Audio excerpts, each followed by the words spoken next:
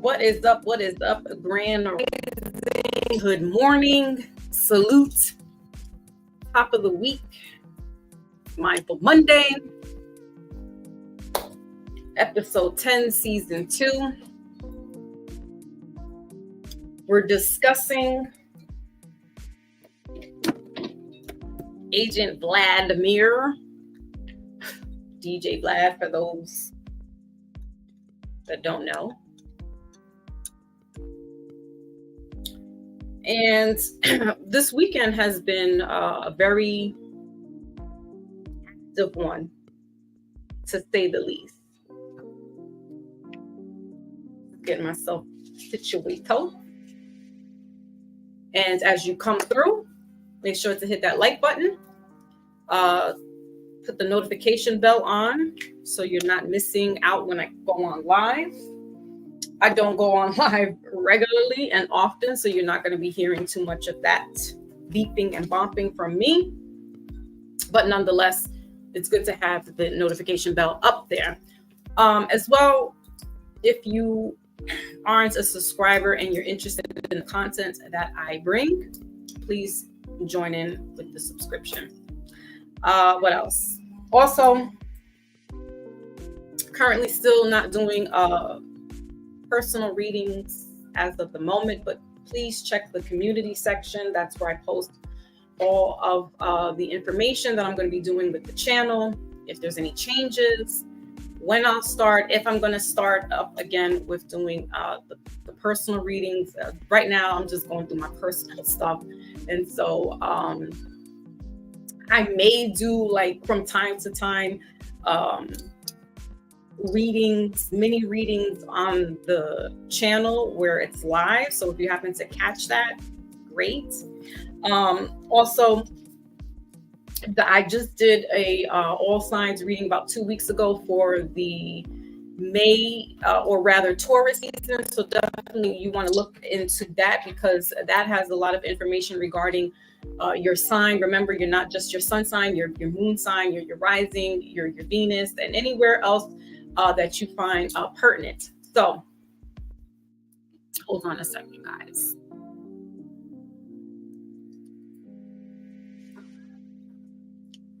Hold on a second, because like it never fails, the cat wants to come in and in.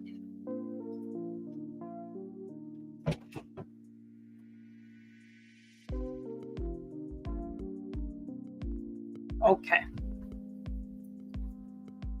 So I sounded the alarm. I know it was kind of an impromptu again.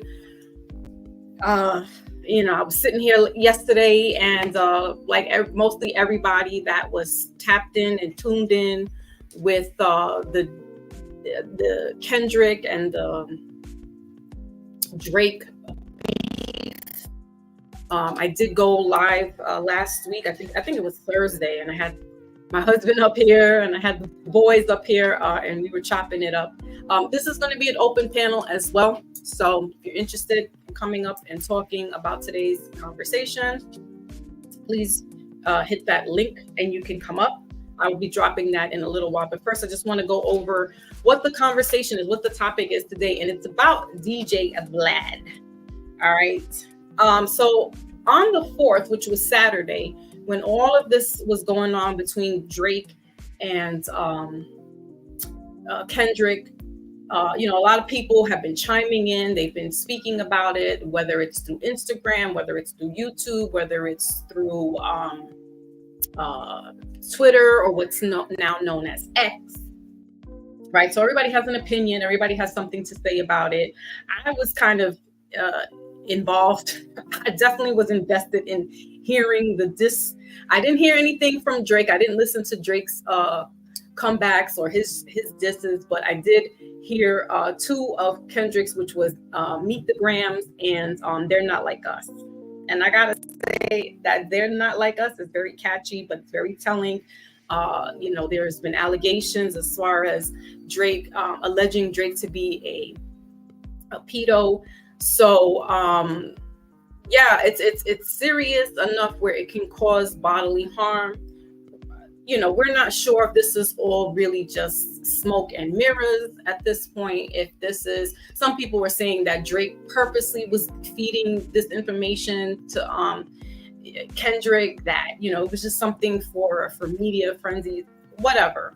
A lot of us were invested over the weekend. Some of us really didn't sleep. We were, from sun up to sundown, watching YouTube, going on other people's platforms, listening to what their take was about it, going on IG and writing, stories and thesis about it. And in lieu of all of this, DJ Vlad, for those that don't know, I'll get into his bio in just a second, but DJ Vlad is known to be a big YouTube influencer. Well, he's notable for having a lot of hip hop or rap artists come up on his platform and speak about their experiences in the industry, pretty much giving their diaries and talking about everything under the sun that shouldn't really be talked about, but these rappers for some odd reason feel comfortable enough to expose some of the things that you wouldn't necessarily say that would probably be behind closed doors. All right. So on May 5th, which was this past Saturday, we call him Agent. Some of us call him Agent. DJ Vlad went on Twitter, which is now known as X, to say that he was going to report a Princeton professor because she had an opinion, and I believe it was on Twitter, of this beef between Kendrick and Drake. So I'm not sure how it all started, but the clip that was taken from that is he wants to go report to this woman's supervisor how she conducted herself, what her comment was implying on that day, right? And so it's saying he's asking, would you conduct yourself? Would you be saying this? So basically, she basically told Vlad to mind your business when Black folks are talking in regards to the Drake and Kendrick beef. Now today, ladies and gentlemen, we're going to be using words Black and white. Today we will be using those words. So let me go into what exactly was said here, because he wrote about like 4 different tweets, which was stupid, which we would be calling him a Karen at this point, right? Because you have no business. So this is what Agent Vlad said, right? Vlad tells a Black professor he's going to contact, P. Moses is in the building, salute. He's going to contact her employer for being told this is a Black folk affair after he weighs in on the Kendrick Drake beef. All right. So I'll repeat that again. Vladimir writes, Agent Vlad, DJ Vlad, which he, to me, I don't know who he is. Like in all honesty, I've never heard him on the radio stations in New York City. Maybach's in the building. Salute to my brother Maybach. I've never heard of him until YouTube, like 6-7 years ago, and I tuned into him like most people do. Most people did. Maybe a year into watching him, his questions started to sound more like interrogation questions, and I wasn't feeling that. And he was specifically talking to, again, we're using words Black and white today, right? He's talking to Black people, Black men specifically, and it's more of a insinuating and investigative conversation. Not really, so how was it like back in the 80s and so forth and so on. Like he always thinks that he was around and knows everything. He's Mr. Know-It-All.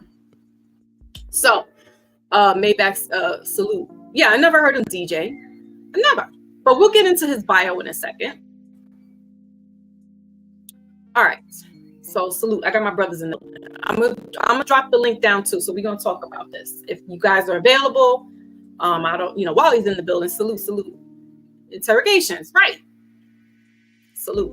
So Vlad says this over the weekend on Twitter and says to this beautiful Black woman who's a scholar and a professor at that. But does it matter if she worked in Princeton and was a professor, or if she worked in Walmart and it was a cashier?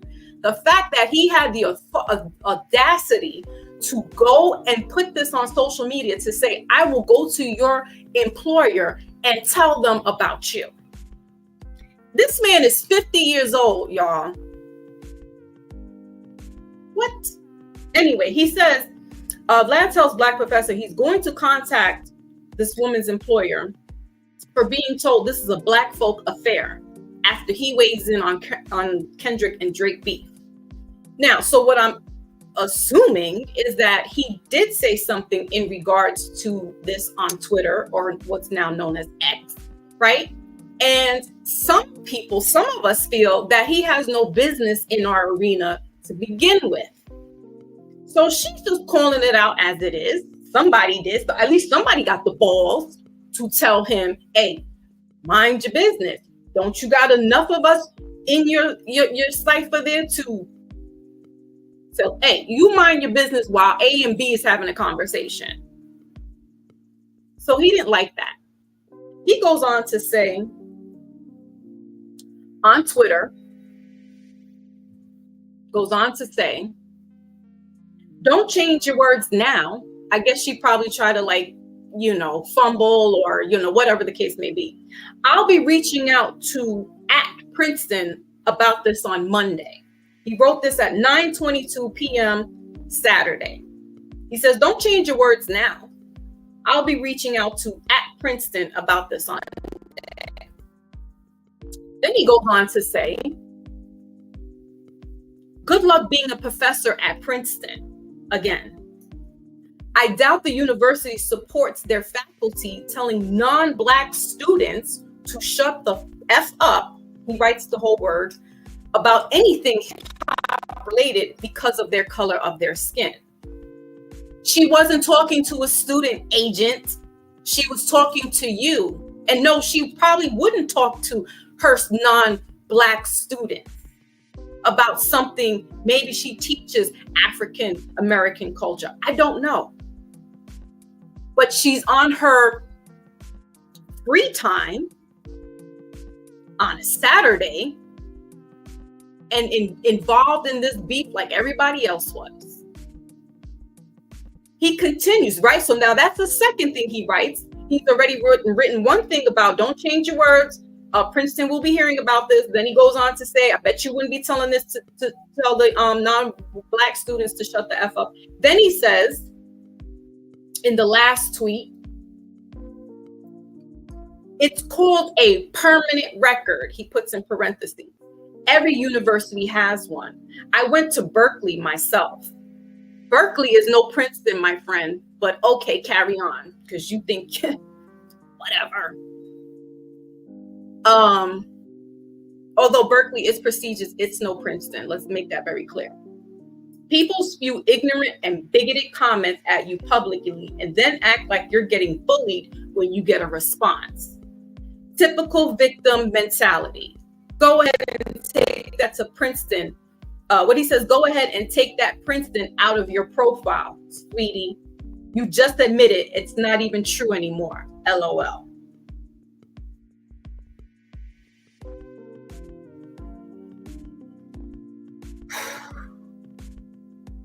I'm glad that Brother Rich, Black Magic 363, and Blue Pill went on yesterday, because I was feeling just as uptight as they were. Because how dare you threaten someone's livelihood, and a woman at that? Don't matter what skin color she is, a woman. But you know the most targeted is the melanated Black woman. I'm gonna be in my feelings right now, so forgive me. This is a little emotionally driven Mindful Monday. Because since 2021, I have been saying it's time to set trip and get with your clique. It's not about gangs, boys and girls. That's about being with your tribe, being with your clansmen. You've allowed the Trojan horse to come through and set a virus. And because some of you Black folk have been comfortable sitting on this couch and letting it all hang out, he feels he can now address Black folks and Black women any old kind of way.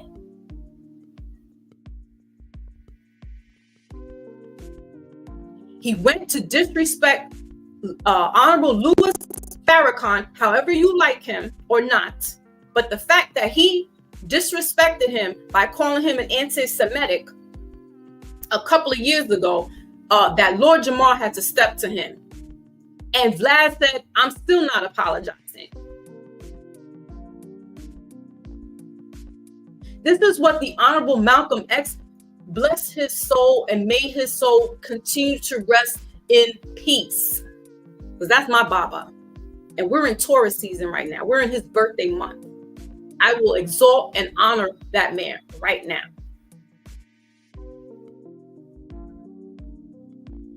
He's been talking about this for 60 some odd years. His message has never changed. And it's not about that these so-called white people are bad. There's bad apples in everybody, in every group. But when you allow certain people into your home and they don't share the same customs as you do, and you allow them to be disrespectful, then it's on you. It's shame on you. Agent Vlad is known as Vladislav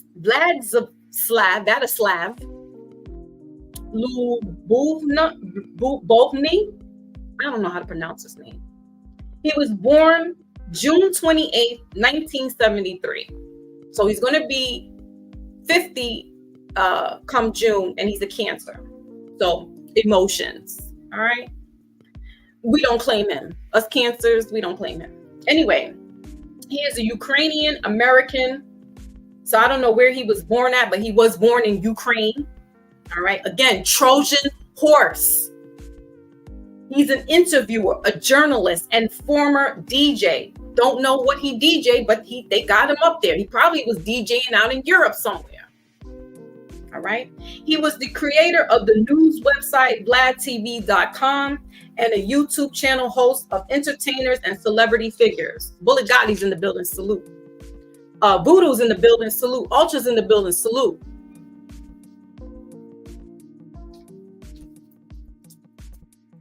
Yeah, I haven't either since Lord Jamar. So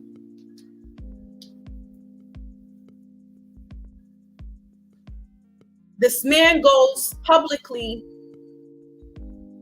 to say that he is going to go to someone's employer to tattletale about how they're addressing quote unquote Black culture, Black affairs.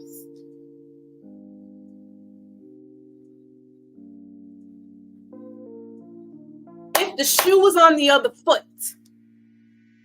and a Black man, we're using words Black and white today, but we know who and what we talking about, right? If a prominent YouTuber, let's say, case in point, Lord Jamar, said something in the same context to an Italian white European woman,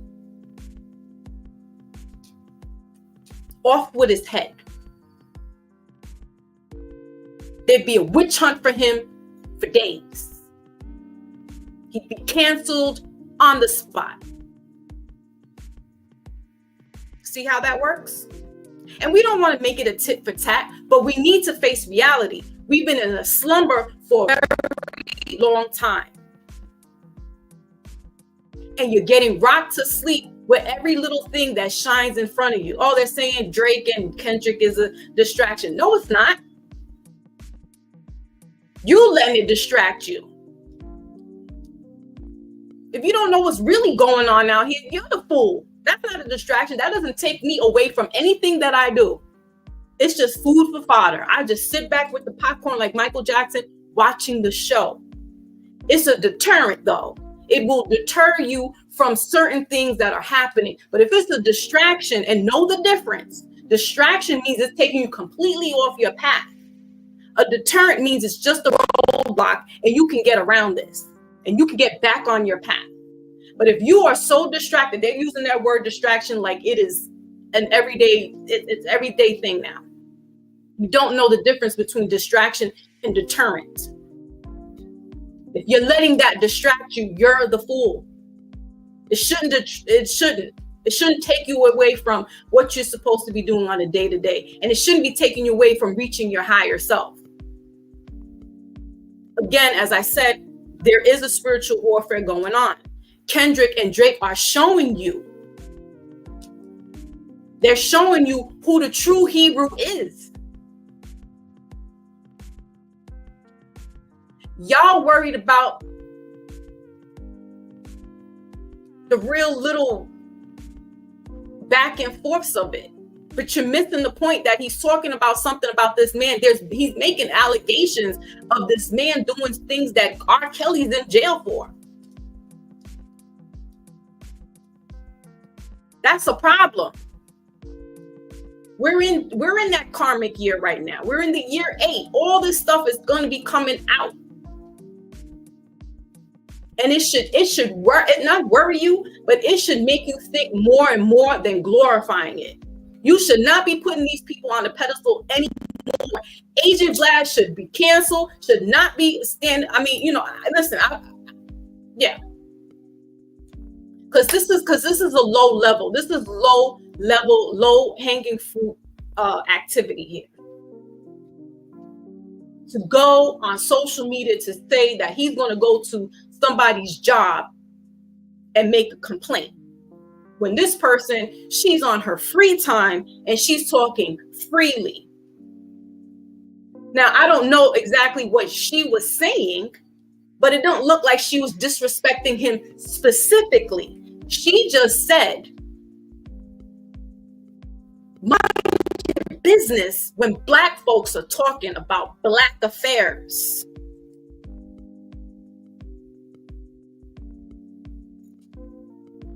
I don't have a problem with that. Sometimes some people need to mind their business. You can't have everybody in your business.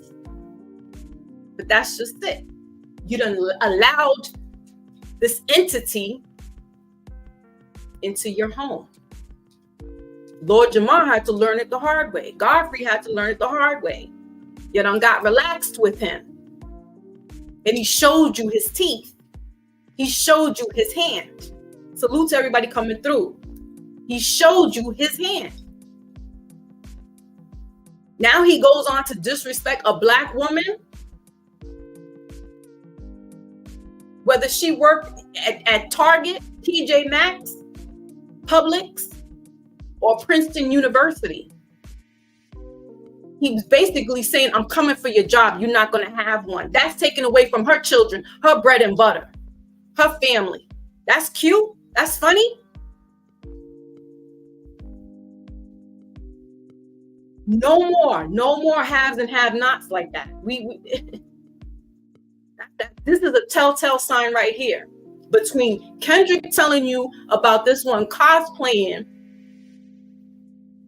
putting on a Black face to appease Black people, when all along he's claiming the set he's always been in.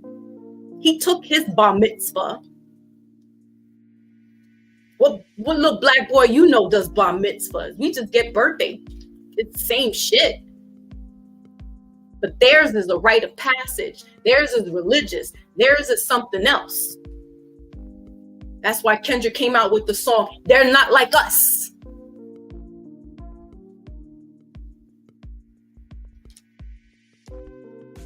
Kendrick's showing you who the real Hebrew is. And that's why there's an attack. Because they know who the real Hebrew is, but you black folks don't. You happy with the, what does he say, 6ix9ine God? You're happy with the club bangers. Not going front. There's a couple of songs that I like of Drake that I listened to that were catchy back in the days, but I haven't listened to Drake in years. And Kendrick, I was caught late with Kendrick, but I caught on to him with his Damn album.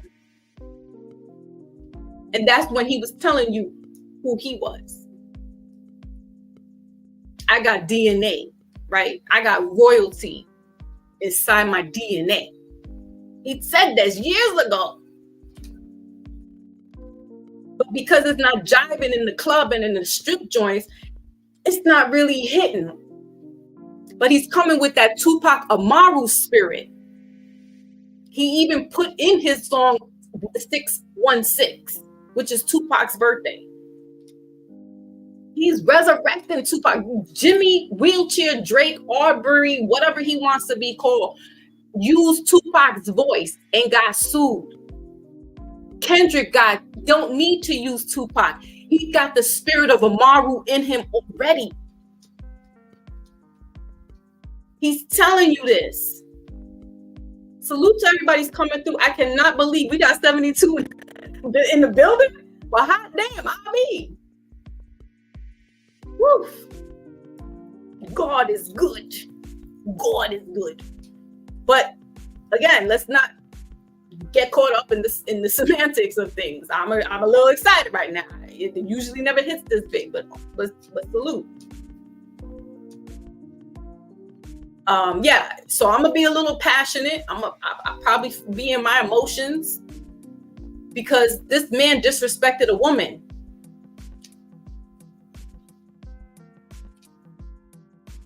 Like, and threatening her livelihood, threatening her employment. She probably got mouths to feed. How dare he?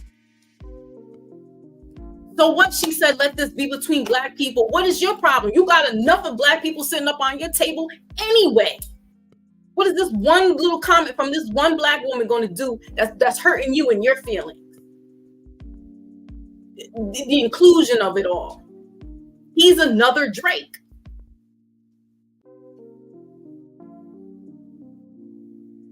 And we've let this train run its course. So yeah, you know what? Kendrick starts, he's putting his foot down. We should be doing this now. Drawing the line in the sand, unfortunately.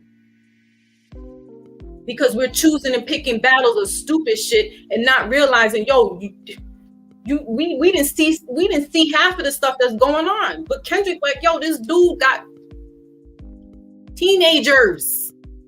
It's not cute no more. That whole industry, that's what they've been doing. But they rocked us to sleep. They lullabied us by playing some hypnotic music to make us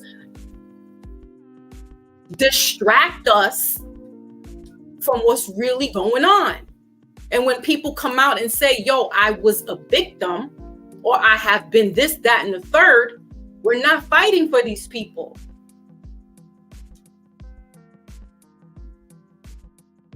You letting some cosplaying wannabe black person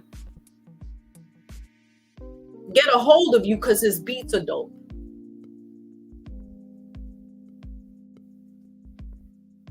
And see, because black people are so endearing, so loving, we have the heart of gold, some of us.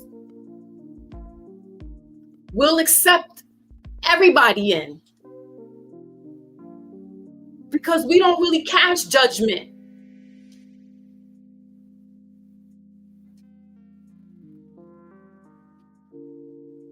Again, another Trojan horse.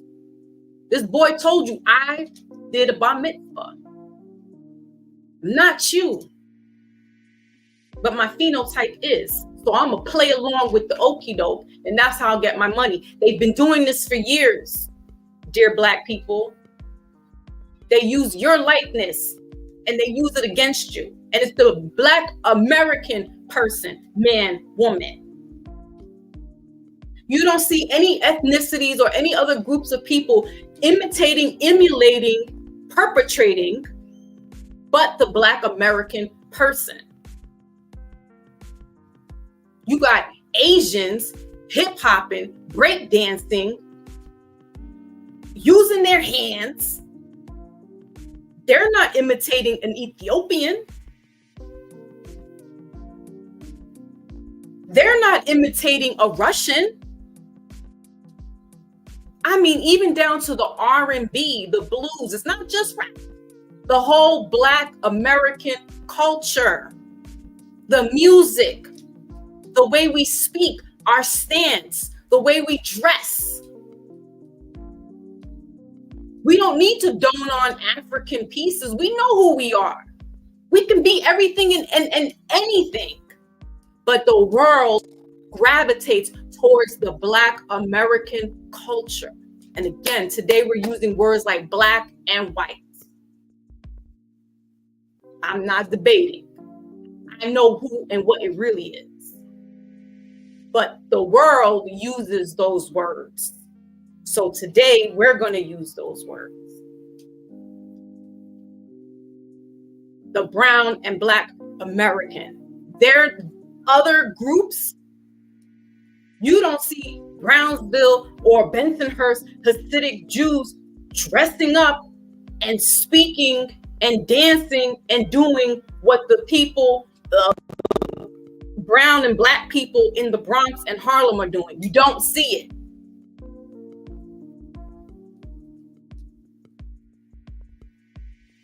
They're not doing it.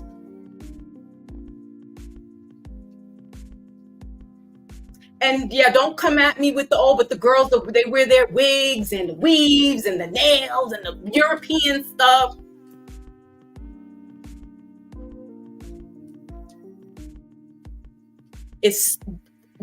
We are still the most celebrated, infiltrated group of people on the planet. Even the Africans, right? The same melanated people getting their swag by watching Black American culture on TV. New York City put the world on the map. New York City did that. The most ghettoest hoods, broken down, poorest hoods in the 80s, in the 70s, put the world on the map. That when these rappers from that time go to places like Munich or Russia or anywhere in Europe, they are celebrated. They are sold. The concerts are sold out because they still want to have that experience. They still gravitate towards that, the old hip hop or even the new hip hop. And this is, again, not to take away from anybody in the West Coast, the South, the Midwest. I'm just saying, historically, New York City put the world on the map.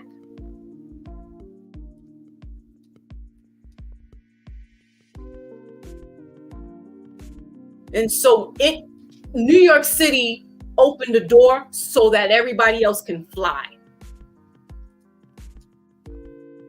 and take off.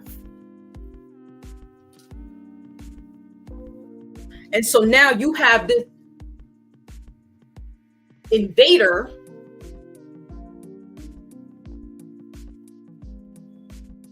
that has you sit on his couch or his little chair or whatever, and you want to spill the beans about everything that went on from when you were 12 to 40 years old. So much that it can, but it can't be used against you. because that's what they were trying to do with Keefe D. Keefe D went on Vlad TV and he was just, oh yeah, I was there with Tupac in the car. So that the feds was like, but that can't stick. Because that's not, he wasn't interrogated, right? But the point is that you have so many people going over to his platform and want to just be seen, want to be heard,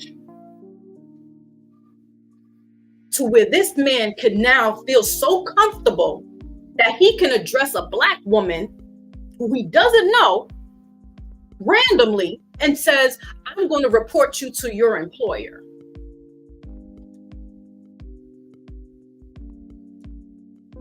What? I don't see the outrage and the protest for that at all. I don't see it at all. When this happened Saturday, I saw one person, that was Black Magic 363, Brother Rich. Salute to him, because I've been rocking with him since 2015. He was the only one that had to come out right away and talk about this. Because he would be what you call B1 first, what they say Black first. And you know why Agent Vlad doesn't care?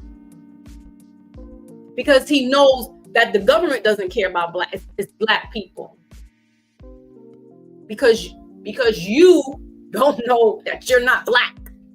So when we stop using those words and using who we are, what's our lineage, what's in our DNA, like Kendrick said, this shit won't matter to you then. You could use black, white, purple, green. It's not going to matter because that's not who you are. He knows this, right? Because he went to Berkeley. He's educated. And in California, that's where the Black Panthers started. And wasn't it Dr. Huey P. Newton, I believe, that went to Berkeley?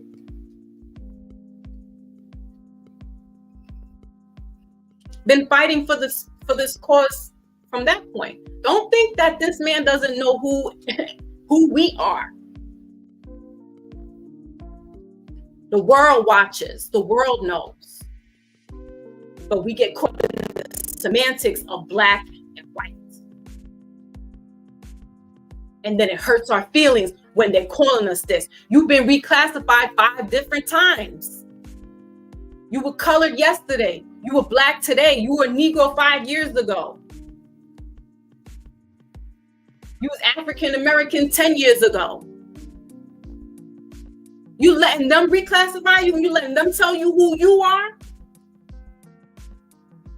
No, when is that going to stop? We need to stop this BS and rise to that. No, I'm not. Somebody asked me the other day, I was on somebody's platform, and I had my little picture, my avatar. I wasn't up on the screen. The man asked, "Are you black?" Clearly, you could see in my little thing, my complexion is not heavily melanated. And I said, I am Jamaican Cuban. He shut up. Then he's pondering. So, and he's trying to get the word, like try to figure it out, because I said, no, I'm not black right away. But for argument's sake, yeah, I'll say I'm black. But when I say that, they don't believe it. So why do I have to prove it? Because of my complexion? You know that there's heavily melanated people that speak Spanish, and you would think that they were just black? We're not in the 50s and 60s no more, ladies and gentlemen. We're not there no more. We should really be above that pay grade by now. So you let an organization hoodwink you and cast you in this spell of you thinking that you are black. Yesterday you were colored. You find that offensive. You African American. Not all of you are African American. Don't claim that either. Do your genealogy. You don't got to do DNA. Ask around in the family who you are. Then you don't got to go to war with these infidels.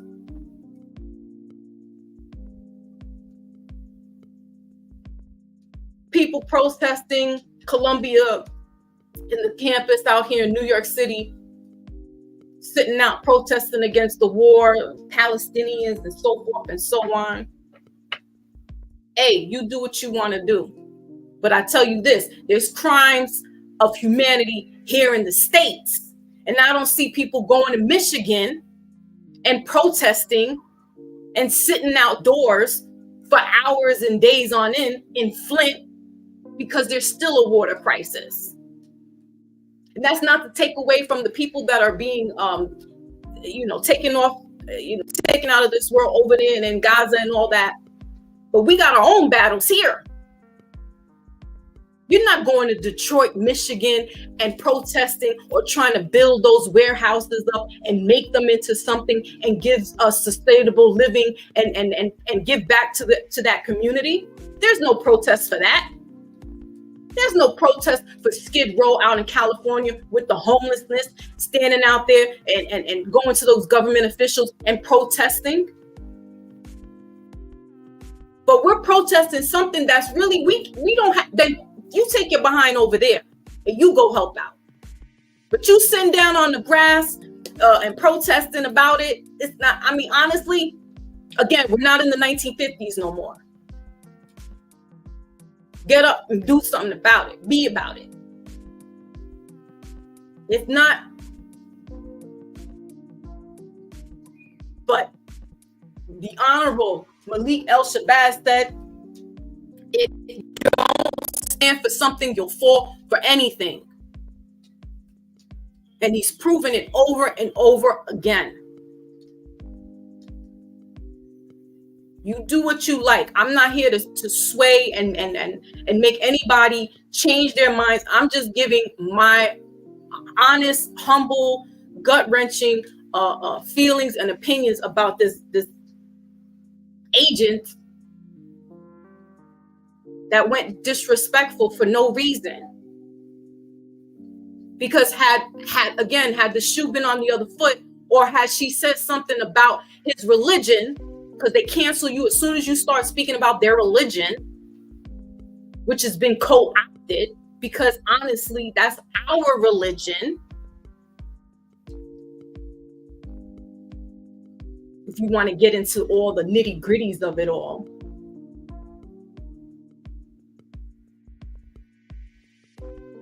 But if you say something against that, they coming for you.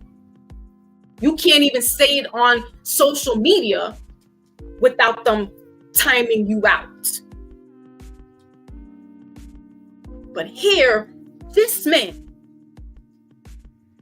can go on a big social media platform and say he wants somebody fired because she said, mind your business. And this isn't kindergarten. But again, when somebody has a little rhythm to them, a little soul, a little this, a little that, they can come to the cookout. Oh, they invited. And look what happens. Look what happens. Not all.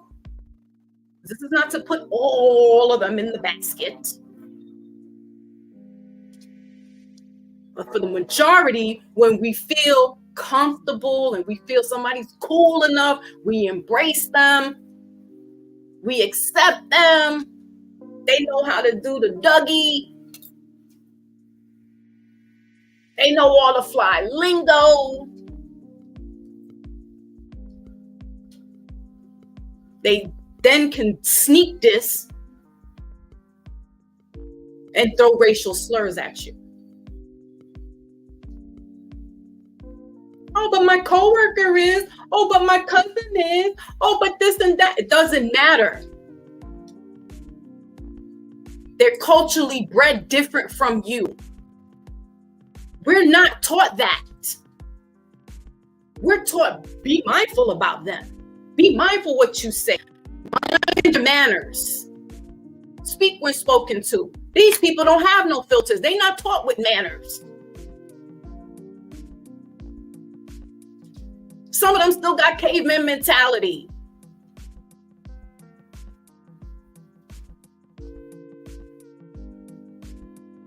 And this is exactly what happens. Ukrainian came in.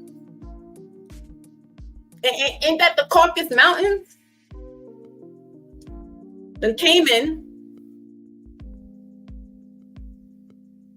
And some of y'all went blinded up there to the panel, sat there, comfortable, with your black shades on because you think you're cool.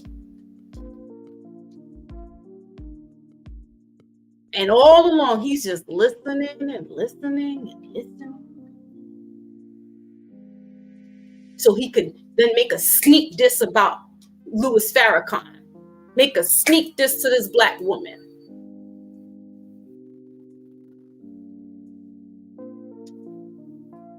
That. All right, so let me go into the chat real quick. Let's see what's going on. I digress. Just wanted to bring that up. Salute again to everybody in here. We got 65 in the building. Holy moly. Yes, I'm putting the link up right now.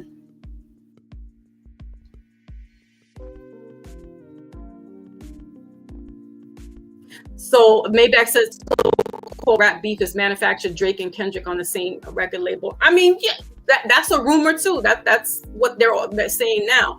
Regardless of the fact, it's one thing to beef, you know, and as battle rappers. I don't know if Drake is a battle rapper per se. I don't know if Drake is if Kendrick is either. But when you're battle rapping, you pick the flaws. That's how you snap on one another. Again, New York City, that's where we put the map on, dissing and snapping on one another. You know, yo mama's so big, the yo mama jokes, right? MTV made a sitcom off of that. That's coming from us. The yo mama jokes. We made it mainstream. So it's one thing to battle and beef with each other, but homeboys was starting to say allegations, whether Drake was feeding him that or not. The fact is that that's a heavy allegation that's not sitting right now. People are getting wrapped up for that. Like, that should be off women, children should be off the board, but hey, whatever. People don't honor that anymore. I mean, at least the mafia, you know, the old school mafia, they said women and children off the table. You don't touch them. Right? Whatever. But the fact to put out an allegation about a P, though, I mean, come on. So we're going to let that fly because we're like, oh, they on the same label. They said that shit is crazy. When Pop said about Biggie, that's why I effed your wife, we was like, oh, that was the ultimate right there. I was like, yo, Pop.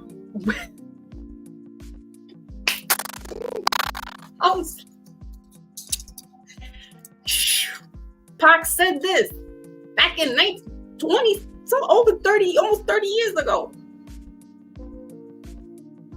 We still got our jaws dropped from that one. But Kendrick came out and said that this man is P to the dough. Nah, man, I can't let that fly. I don't care what labels. That's just extreme. All right. So what else we got going on here? Right. Kelly made good music. Can't cancel him or bet back. Yeah, I mean, for real, like, I know I'm just speaking emotionally right now because nobody's gonna really cancel him. They're gonna be right on. They probably right recording right now with Vlad. They're recording. They don't give a shit. That's the problem.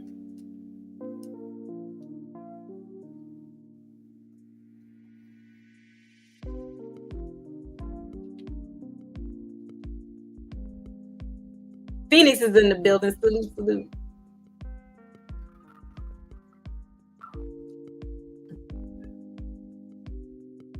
All right. I see them. They're waiting for the link to go up. Thank you, Phoenix. Said Foxy said, shout out. Oakland in the building. Right. Panamanian Spanish. Right. There are heavy melanated people in this world that you would think, right, is just black, right? Again, we're using those words. But when they start speaking Spanish, like, holy shit. They could be Panamanian, Honduras, Cuban, Puerto Rican. Don't get fooled by the complexion of folks, people. Now we need to start vetting people out. We have to vet them out.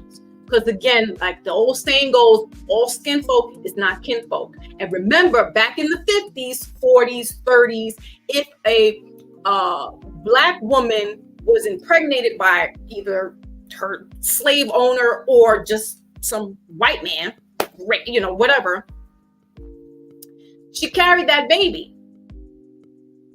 Sometimes the baby be so fair-skinned, i.e. like me, that they can pass for white. And most of the time they would, because there's benefits to being white. Right? Better job opportunity, housing. Nobody wants to be black when it comes to real deal shit. And systematically, that's what these government officials do. But when you change the narrative and you shift gears and you're saying, no, I'm Honduras, no, I'm Puerto Rican, no, I'm Haitian, no, I'm Jamaican, no, I'm Chickasaw, no, I'm Seminole. When you start shifting that gear, they can't, it's hard for them to get you. It's hard for them to wrap their head around that because you're claiming your nationality. You get it? They do it all the time. When they come over here, go to 42nd Street in Times Square in New York City and see the Europeans and ask them which country they're from. And they'll tell you, no, I'm Italian. They don't say they white. Even in countries, go to Ghana, go to Zimbabwe. They'll say, I'm Ghanaian. They're not saying I'm black. They'll say it for all intents purposes, but they'll tell you what their nationality is. But here, we let the government tell us who we are and then get up in arms when there's discrimination. But when you push back and you tell them what your nationality is, or you tell them the tribe that you belong to or with, it's hard for them to get you. It's hard. All right, what else? It's the ignorant. Right.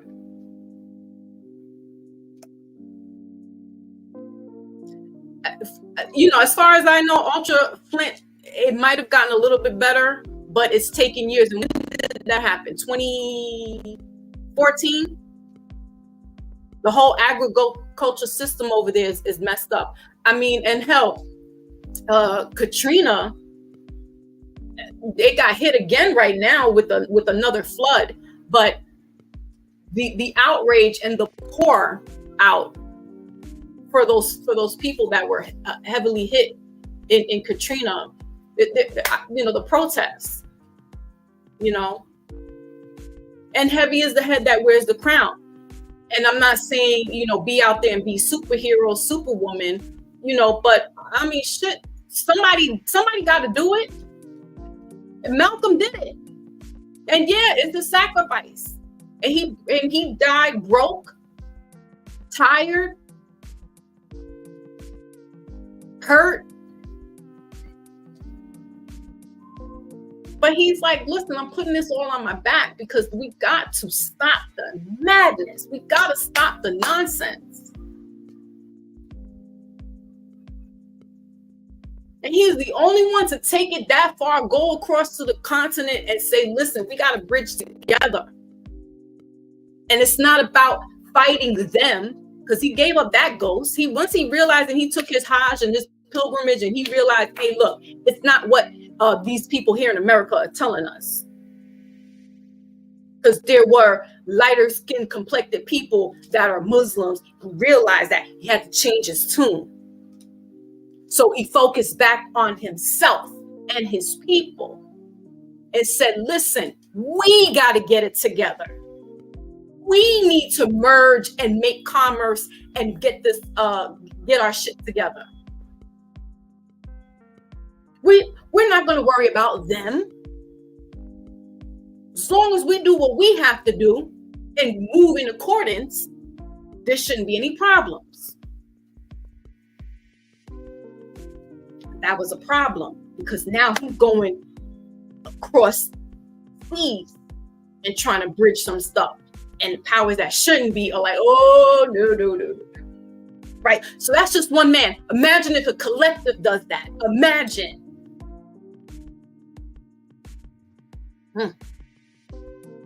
All right, I'm going to drop the link. Just be mindful. Use code words. I said my words on here, but please be mindful about using certain words here, especially, the P to the dough and the you-ish, right? We'll be careful with those words. All right. So I'm dropping the link, guys. You guys can come up.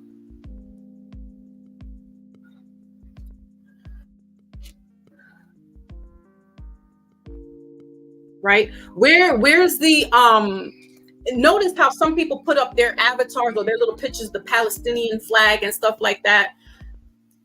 Do you see what's going on in Haiti? I mean, listen, I guess people are choosing to pick in their battles, but I see shit all over. Like, I'm not going to just change my avatar and put up for Palestine. I got no business over there. That's none of my business. I feel sorry for what's going on, for sure. But we got shit going on over here. There's crimes against humanity going on here. Just because you don't see bombs being dropped and stuff like that, don't think for 1 minute there's not no crimes of humanity going on here.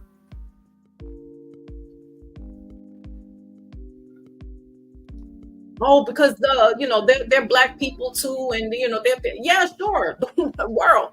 Put the whole damn world in your avatar. Then put the world, because the world is suffering. The world. Like, stop the madness. All right, so I dropped the link. Right, Maybach. Corporation is in the business of helping its own. It's not supposed to. It's an organization set up for itself. Then they give you the bylaws and the Constitution and the emancipation. They told you who you are. Hell, Josephine Baker left and said, you know what? She gave them the ultimate fingers up. Went to France, where she was celebrated, where she was loved, where they gave her the red carpet. I'm not saying go run over to the white European countries, but I'm just saying here they was treating her like a dog, literally. She was top biller, and they said you got to go around the corner to the hotel rooms. All the black artists of that time, until Sam Cooke and some of them said, "Listen, we're not going to be doing any music until you release the little segregation line. I want everybody to enjoy my music." Again, you see, we about the people we love. It's in our soul. It's in our DNA. There's not hatred towards one another. I mean, there's hatred towards each other for sure. And you'll be quick to go love somebody else. You'll go quick to go run on somebody else's platform, go sit on their couch, than you would support your own. See how the psyops is? You'll tell the black store owner, "Oh, but my sister, my brother, you can't bring it down a notch." You can't just bring the price down. But you'll gladly go pay for some Gucci slides on Fifth Avenue. Gladly. And you won't compromise with them at all. Does that work?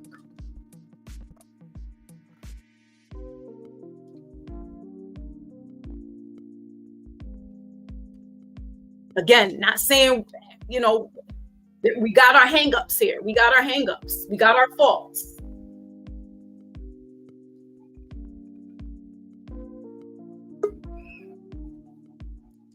Pretty G's in the building.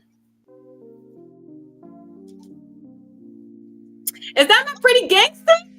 Yes. Hi, I'm at work. Hi, pretty gangster. Hey, I just wanted to tell you two things. One, hello. Two, Hello. I like this discussion that you're talking about. And I had said it in the chat that I got married on April the 25th. What? Congratulations. Thank you. Thank you. Yes, I love it. Yes. And so, just to add to the discussion, America is hurting right now, and it's a lot going on from the U.S. to outside of the U.S. globally. And every day that I'm on my way to work, I work from home, but some days I come into the office. And when I'm coming into the office, I see a lot of homeless people on the street. And a lot of them may have made a choice to be there, but then there's a lot of people who had no other choice but to be, because people don't provide what is it? They don't provide resources for people that may have hit a rough spot. So when you think in terms of how the rent skyrocketed back in 1998, 99, they were reasonable rents, and then they just shot up in the early 2000s to the current. And so now we have this, to me, is like a domino effect since the pandemic, that if one little thing goes wrong in a person's finances, you might have car trouble, right? And you might need a transmission or whatever. When one major thing go wrong financially, it really sets you back. And so my actual job, they have been trying to figure out how to combat the housing crisis in California. And they said that most Californians are paying over 30% of their income to rent. So where does that leave people? It's almost like you really have nothing left. So if your monthly salary is, let's just say your monthly salary might be $5,000, right?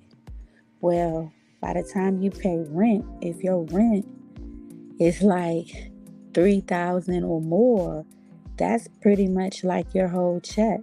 So if you don't have another kind of hustle, you might be good at cooking dinners, so you should do catering on the side. Or like me, I have a cosmetology license, so at any given time I can go do hair. I just don't choose to because I'm in law school, so that takes my part-time. That my Phoenix. that takes my time right there when school is in. So, and that's a strenuous kind of thing. But I say a prayer for everybody, not just myself, but everybody, because it's really hard out here. I'm not going to even lie. Sometimes when I go to the grocery store, I be telling myself, I'll be like, okay, I got a limit, because I just don't want to go over a certain amount. And it's been plenty of times I've been contemplating in the grocery aisle, I want this pancake syrup, but out here at the grocery store, pancake syrup, depending on what kind, it can range anywhere between $4 and $6. To me, that's a lot. So it's had me to readjust some things and go to like see who got the sales and whatever items I want from this grocery store Right. I'm gonna get, then I'm gonna go somewhere else. So it's that part, but it's hard out here. I ain't even gonna lie. And Yeah. even with me being newly hitched and everything, and Ultra had said congratulations. So thank you, Yeah, you got a Ultra. lot in here.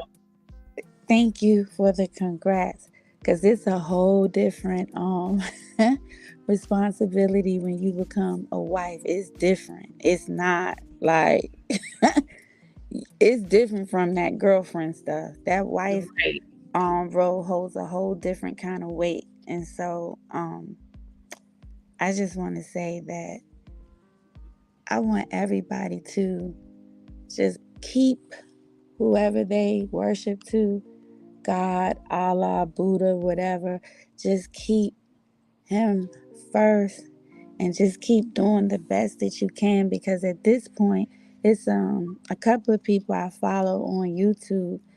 Mm-hmm. It's a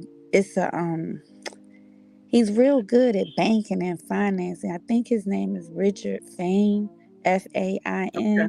and I watch all of his videos. Like, this whole thing is about the tank, Right. because there's no resources nowhere for anyone to get like rental assistance. Like, when I Yeah. say the organizations are tapped out, there is no money. And then it's like Richard was saying, the small banks are collapsing. So that's going to trickle down. It's starting with the small banks, and then it's just going to trickle down to the larger banks. Like, we are really screwed. Like, for Mm. real, we are really screwed. And it's not even funny, but it's funny because it just seemed like back in the 90s, it seemed like the U.S. economy was just thriving. And now all of a sudden, it's like, Right. so I just encourage everybody to stay strong or whatever, because I'm trying my best to Yeah. stay strong. So yeah, I'm grateful for my job, but trust me, even with the job, and my career is in the legal field, so I'm a senior paralegal and I'm a law student trying to become an attorney, because all I'm gonna do is transition from a paralegal to an attorney. But it's really Right. hard, and I like serving in the government, which is the public sector or whatever. So I like public administration. That was what I chose to do after high school. And Mm-hmm. then I've done the PR work, but aside from that, I don't really want to do that no more, because Mm-hmm. I don't really Well, want to. I gotta say, you're doing the Lord's work, because Thank you. we need advocates out there, and people who are Yes. passionate for people. Again, human rights. It's not civil rights. It's It's human rights. human rights. Yeah. Because I'm as humble as they come. I'll be the first to tell anybody on this platform that's listening that I've had to advocate for myself when it came to rent. I done beat a couple of um, cases in my own personal life with rent, like slum landlords trying to evict me. When I tell you I play checkers, I don't play checkers. I play chess. Right. Maybe the landlord is playing checkers, but me, I be playing chess, because I don't let them play me, because they just be trying to milk people dry, and it really don't take that. And me and my son was having a conversation, and he said, well, Ma, even though these are the rental rates, because my kids are back home in DC and Maryland, but he said, even if these are the rental rates, Ma, people don't have to charge this. And I said, you're absolutely right. They don't have to charge this. They're doing it. To me, it's like price Right. gouging, because it ain't Yeah. even supposed to be like that. We should be able to have affordable rent if we're renters. And even with people that pay mortgages, the amount should be Right. affordable where we can pay rent, mortgage out of one check and still have something left over. And to be Right. honest with you, these little apartments, and I done seen apartments in New York, Philly, Maryland, all over, down south in Atlanta. North Carolina, South Carolina. Let me tell you something. The prices that they charging is outrageous. They don't have to charge that. So it just lets me know that these big management companies and things like that, they're the ones that's doing this. And then it's like our government, they just sit back and they just take it all in. Why? Because as my father, rest his soul, it's a capitalistic society. So yeah, absolutely. Now, question before I let the gentleman come in, because I got brother Wally here and I got my brother Maybach. Really quickly, because I know you're at work. What's your take and how do you feel about this situation with Vlad as a woman speaking, and as a melanated woman at that? The way the situation went down.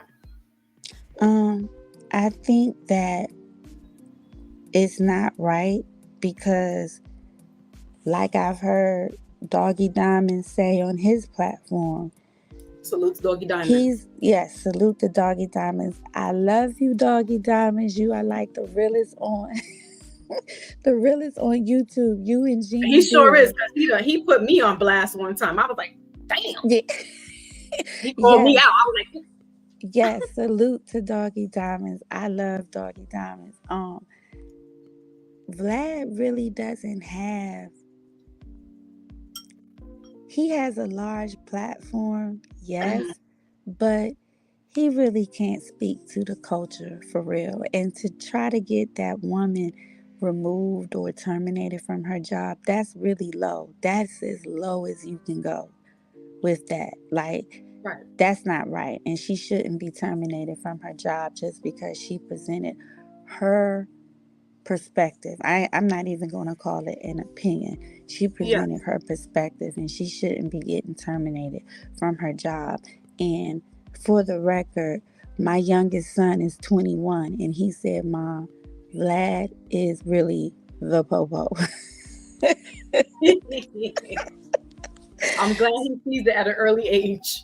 Yes, and he's only 21. So, yes, I don't believe that she should be getting removed from her job just because she provided her perspective. So, yes. All right. Well, thank you so much for that. And again, congratulations. Thank you. I'm happy to see that things are going accordingly for you. We've had our readings. You put me in the mindset of a Phoenix who's here and my pink sugar, because you women have this. There's something about you three that is very similar. Could be the complexion thing, but you guys have like this heart that is just it's so sweet and so endearing.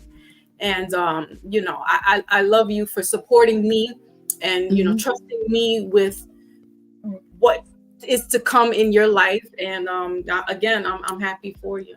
Thank you. And I love you too, because you called it like whereas I was scared to make a move, you were telling me it's okay, allow your friends to support you. And as soon as you said his name starts with the initial M, I was just like, yeah, it was another M. Think you hear that? Another M. Jesus. Yeah, so when you told me that, I was just like, oh my God, and everything has been happening in that exact order. And it's like, when I tell you, he treats me so good and so much better, I never thought that I would have to actually leave my hometown of DC, Maryland, and Virginia to be out here. Because I was only out here for a job in law school, and he was just also a part of it. And I'm telling you, it's been amazing. Like, I'm telling you, like, I get up with a smile to serve him. Like, and I see. Are you in the place? Because I think you had showed me like the apartment. Are you there in that? Yeah, that's a beautiful complex. Whew. Thank you. That's where we are, or whatever. And I'm telling you, I be cooking breakfast. I be cooking dinner without him even asking. I be like, you want something to drink? He be like, yes, please. We be praying together. We go to church. It's different. I'm telling you, it's different, but it's a different kind of feeling, and it really feels good. And There you go. I'm not ashamed to say I love my Black man. Okay. All right, my pretty gangster. I love it. I love it. So I'm gonna let the gentleman come up and speak. If you can stick around. I just want the guys to get their feedback because they've been itching. They was like, "Where's the link? Where's the link?" Yes. So I'm gonna go back into the chat and hello to the guys on the platform, and I'm gonna go back in the chat and do my work. Okay. All right. All right, Wally. What's up, Wally? ¿Cómo estás, Foxy? What's going on? ¿Cómo estás? Bien, bien. So what is your okay, wait, before you speak, let me Ultra said Doggy's the realist, but that Naga be blocking NF's fast. Listen, all because I was asking, I wanted to hear what's his name that was speaking at the time with him. I forgot. Blizz. And I was like, I wanted to hear Blizz's comment. And I think I had like repeated it like maybe 3 times. And he was like, yo, who's Foxy? He put my name up on the screen. He's like, yo, you're getting blocked because you're doing too much. I was like, damn. I just wanted to hear his comment. I didn't really, I didn't, again, see what happens with some of these men. But anyway, I digress. Go ahead, Wiley. What's up? I mean, shoot. Now, I heard about this whole Vlad thing amongst me digging into other affairs, but see, this is just the typical stuff, man, with him. Like, this is why I don't call him a DJ, because I call him VC Vlad, because that's what he is. Because at this point, you just got to be like, how you can keep getting offended, but you've never been for the culture. You've never been for the culture. So it's like, yo, you mad that someone telling you what we always keep telling you. You've never been for the culture. You over here talking about, oh, Kendrick, he picked the wrong musical beat or some shit. Like, Negro, you don't like, that's all you're gonna have to say? Oh wow, okay. Dude, no. Like, get out of here. Get out of here. Like, you are not for this. You're not for this. You're not for this in any shape or form. You've been interviewing people left and right throughout the whole thing as far as like Black people, but you've never been deep into the culture like that. So for you to sit here and make comments about what's going on in the game, and she told you, hey, look here, you need to sit down on the side and just keep on looking because you don't need to make comments. She's right, because there's no comments you made that has actually been a little bit even valid. You over here talking about someone's musical choice. Let them sit on that. Not you. You ain't the one doing it.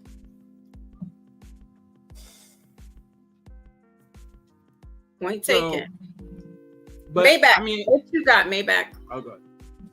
Was good, Wally. Was good, man. Peace and blessings to you, Maybach. Salute to everybody in the chat. Salute to everybody in the bushes. I don't really want to talk about the agent, but I wanted. What's sis that was just on the panel? What's her name?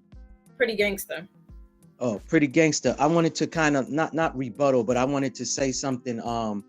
There is programs to help, but the programs that are in place is not to help us. It's help to foreign people that's coming over. So there is programs to help. Again, I put it in the chat. This corporation is not in the business of helping its own kind.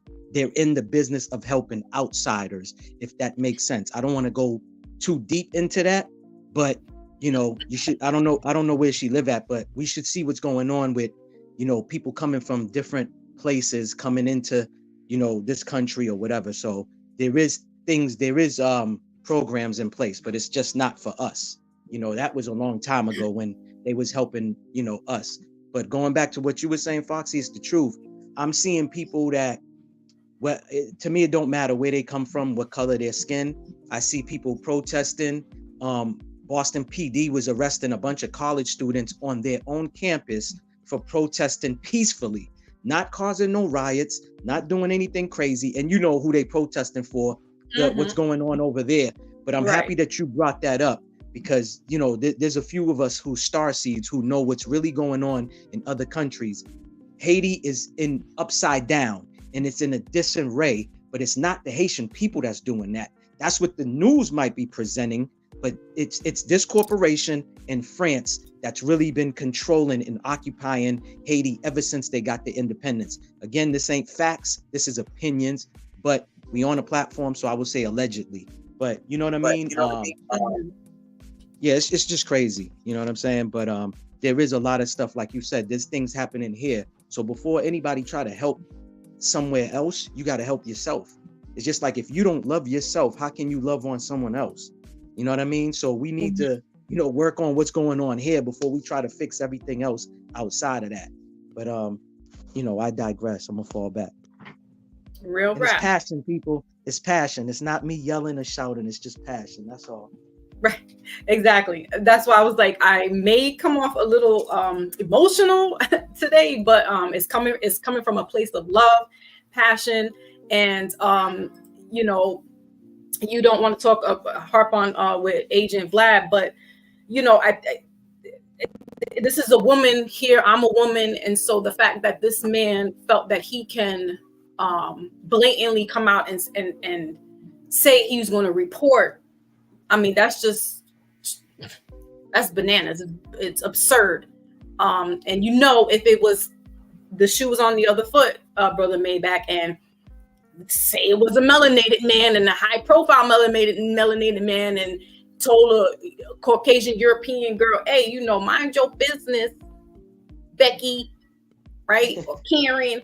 The shit would have, they would have canceled him. They would have canceled. Correct. Right, they would have went for his jugular. So yeah, there's definitely stipulations when it comes to certain people, certain groups of people. We don't like to, I'm not going to say we, but I'm speaking for myself. I don't like the whole racial undertones. It drives me mad because we all have different DNAs running through us because of certain things that happened linear years ago. So to sit here and then say, but I'm black. And it's like, you know, for all purposes, yeah, but when you know who you are, again, like I as I say, you know your genealogy, these things it shouldn't bother you. So yeah, when somebody asks me, because phenotypically I have Negroid features in some ways, but then it's like, you know, and I always get questions. I get questions from the Caribbean people, Dominicans. And they're like, but no, there's no way your mother could be Jamaican. Who are you telling? Like, so it gets, and it's because of the systematic racism that's been in the Americas. It's been in all the Caribbeans across the world, actually. It's just some people choose to really harp on it and stay with that narrative, and then others really break the chain and break free from it, you know. And they say, you know, I'm not that, or I'm not just this, I'm not just that. So, you know, but this parasite knows how to play the game because he's in the game. He's part of the system. And, you know, I feel like, here we go with black people. I'm going to use words black and white. You know, it's almost our own detriment. It's almost our own fault. Because we've allowed this thing into our living room. We sat with it. We broke bread with it. We think that that's our friend. And then turns around and they really not. And then we get hoodwinked and we get into our feelings because it's like, damn, but damn, you know, and no. It's not. Wally, what you got? Wally. No, I mean, hold on. I'm dropping the link if anybody else wants to come up. I mean, honestly, at this point, you know how this is. It's just like that meme, right? You got the human hand and then you got the snake hand. That's just how that is. It's just like, we all think that, you know, universally, when we shake hands with someone, we thinking this is all, you know, good things and everything else, but come to find out, you know, as you peel back the layers, as you give it some time, as they start showing their ass off, because now they can flex with some money and everything else, and they got power in their toolbox and they in back pockets. You see otherwise. You know, they start showing who they is. So pretty much like you mentioned before, like not just with Vlad, but just overall with the Drake versus Kendrick thing. You know, and he's showing the same thing.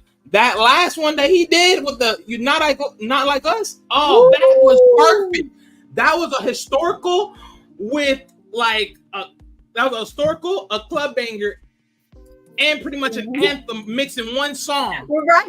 You're right. And he did him dirty like that. I'm like, oh, okay. See, now I know Kendrick was strong, but at the same time, when he said that you're not a caller, you're a colonizer, I'm like, bro, I'm done. This nigga did the most. He did the most with that one. I was like, oh.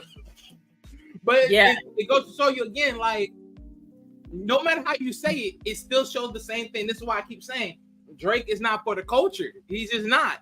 He may be like, hey, look, when he's R&B and pop, oh, that's his lane. But when he starts switching up talking about trap, you ain't from that. When you do hip hop, you don't show no influence of hip hop in your life as you were growing in your life at all, what you went through. So it's like, for me, I'm like, I already know what Drake is.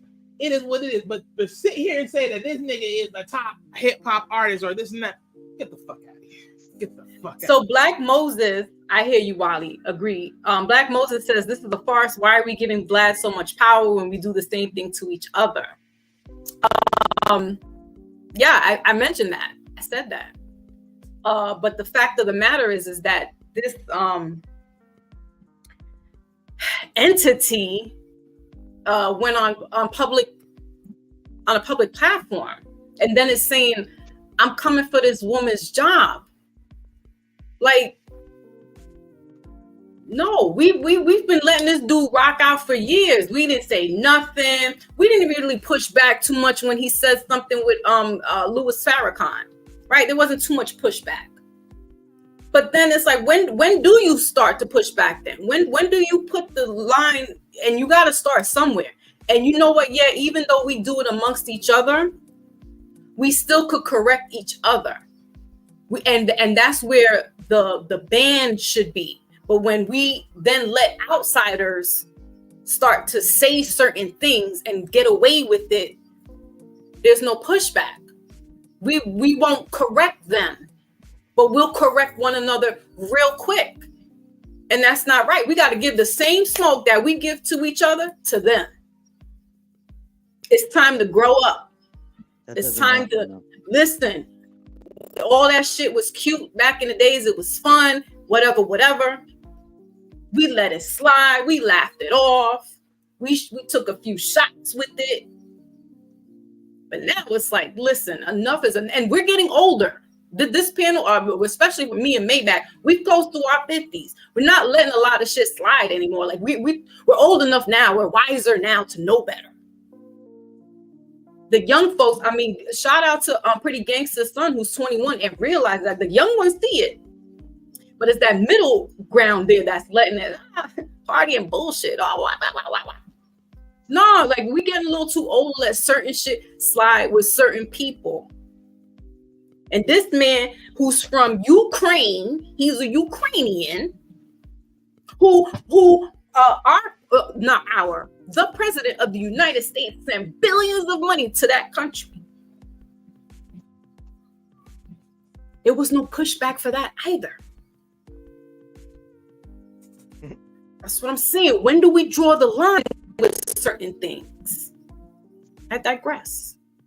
Because nobody wants to stand up. That's the problem. First and foremost, we keep like homie asked you that question. It's not as long as there's Negrums, these people are always gonna still be in power.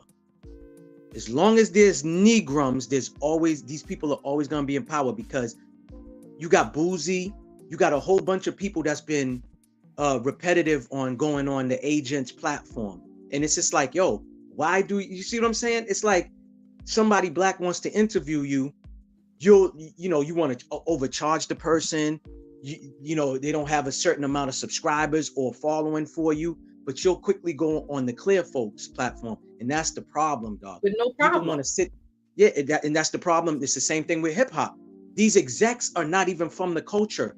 They don't even look like us, but they're telling you what music to put out, when to put it out, and all this other stuff. And that's the problem. Artists is still coming up. We was just talking about this, last week on your platform. Thursday, Artists are still trying to get a deal, still signing and be complaining, oh, I can't put out an album. So, the record label say I gotta wait. It's like, yo, why do you even go to that? If you create your own following, your own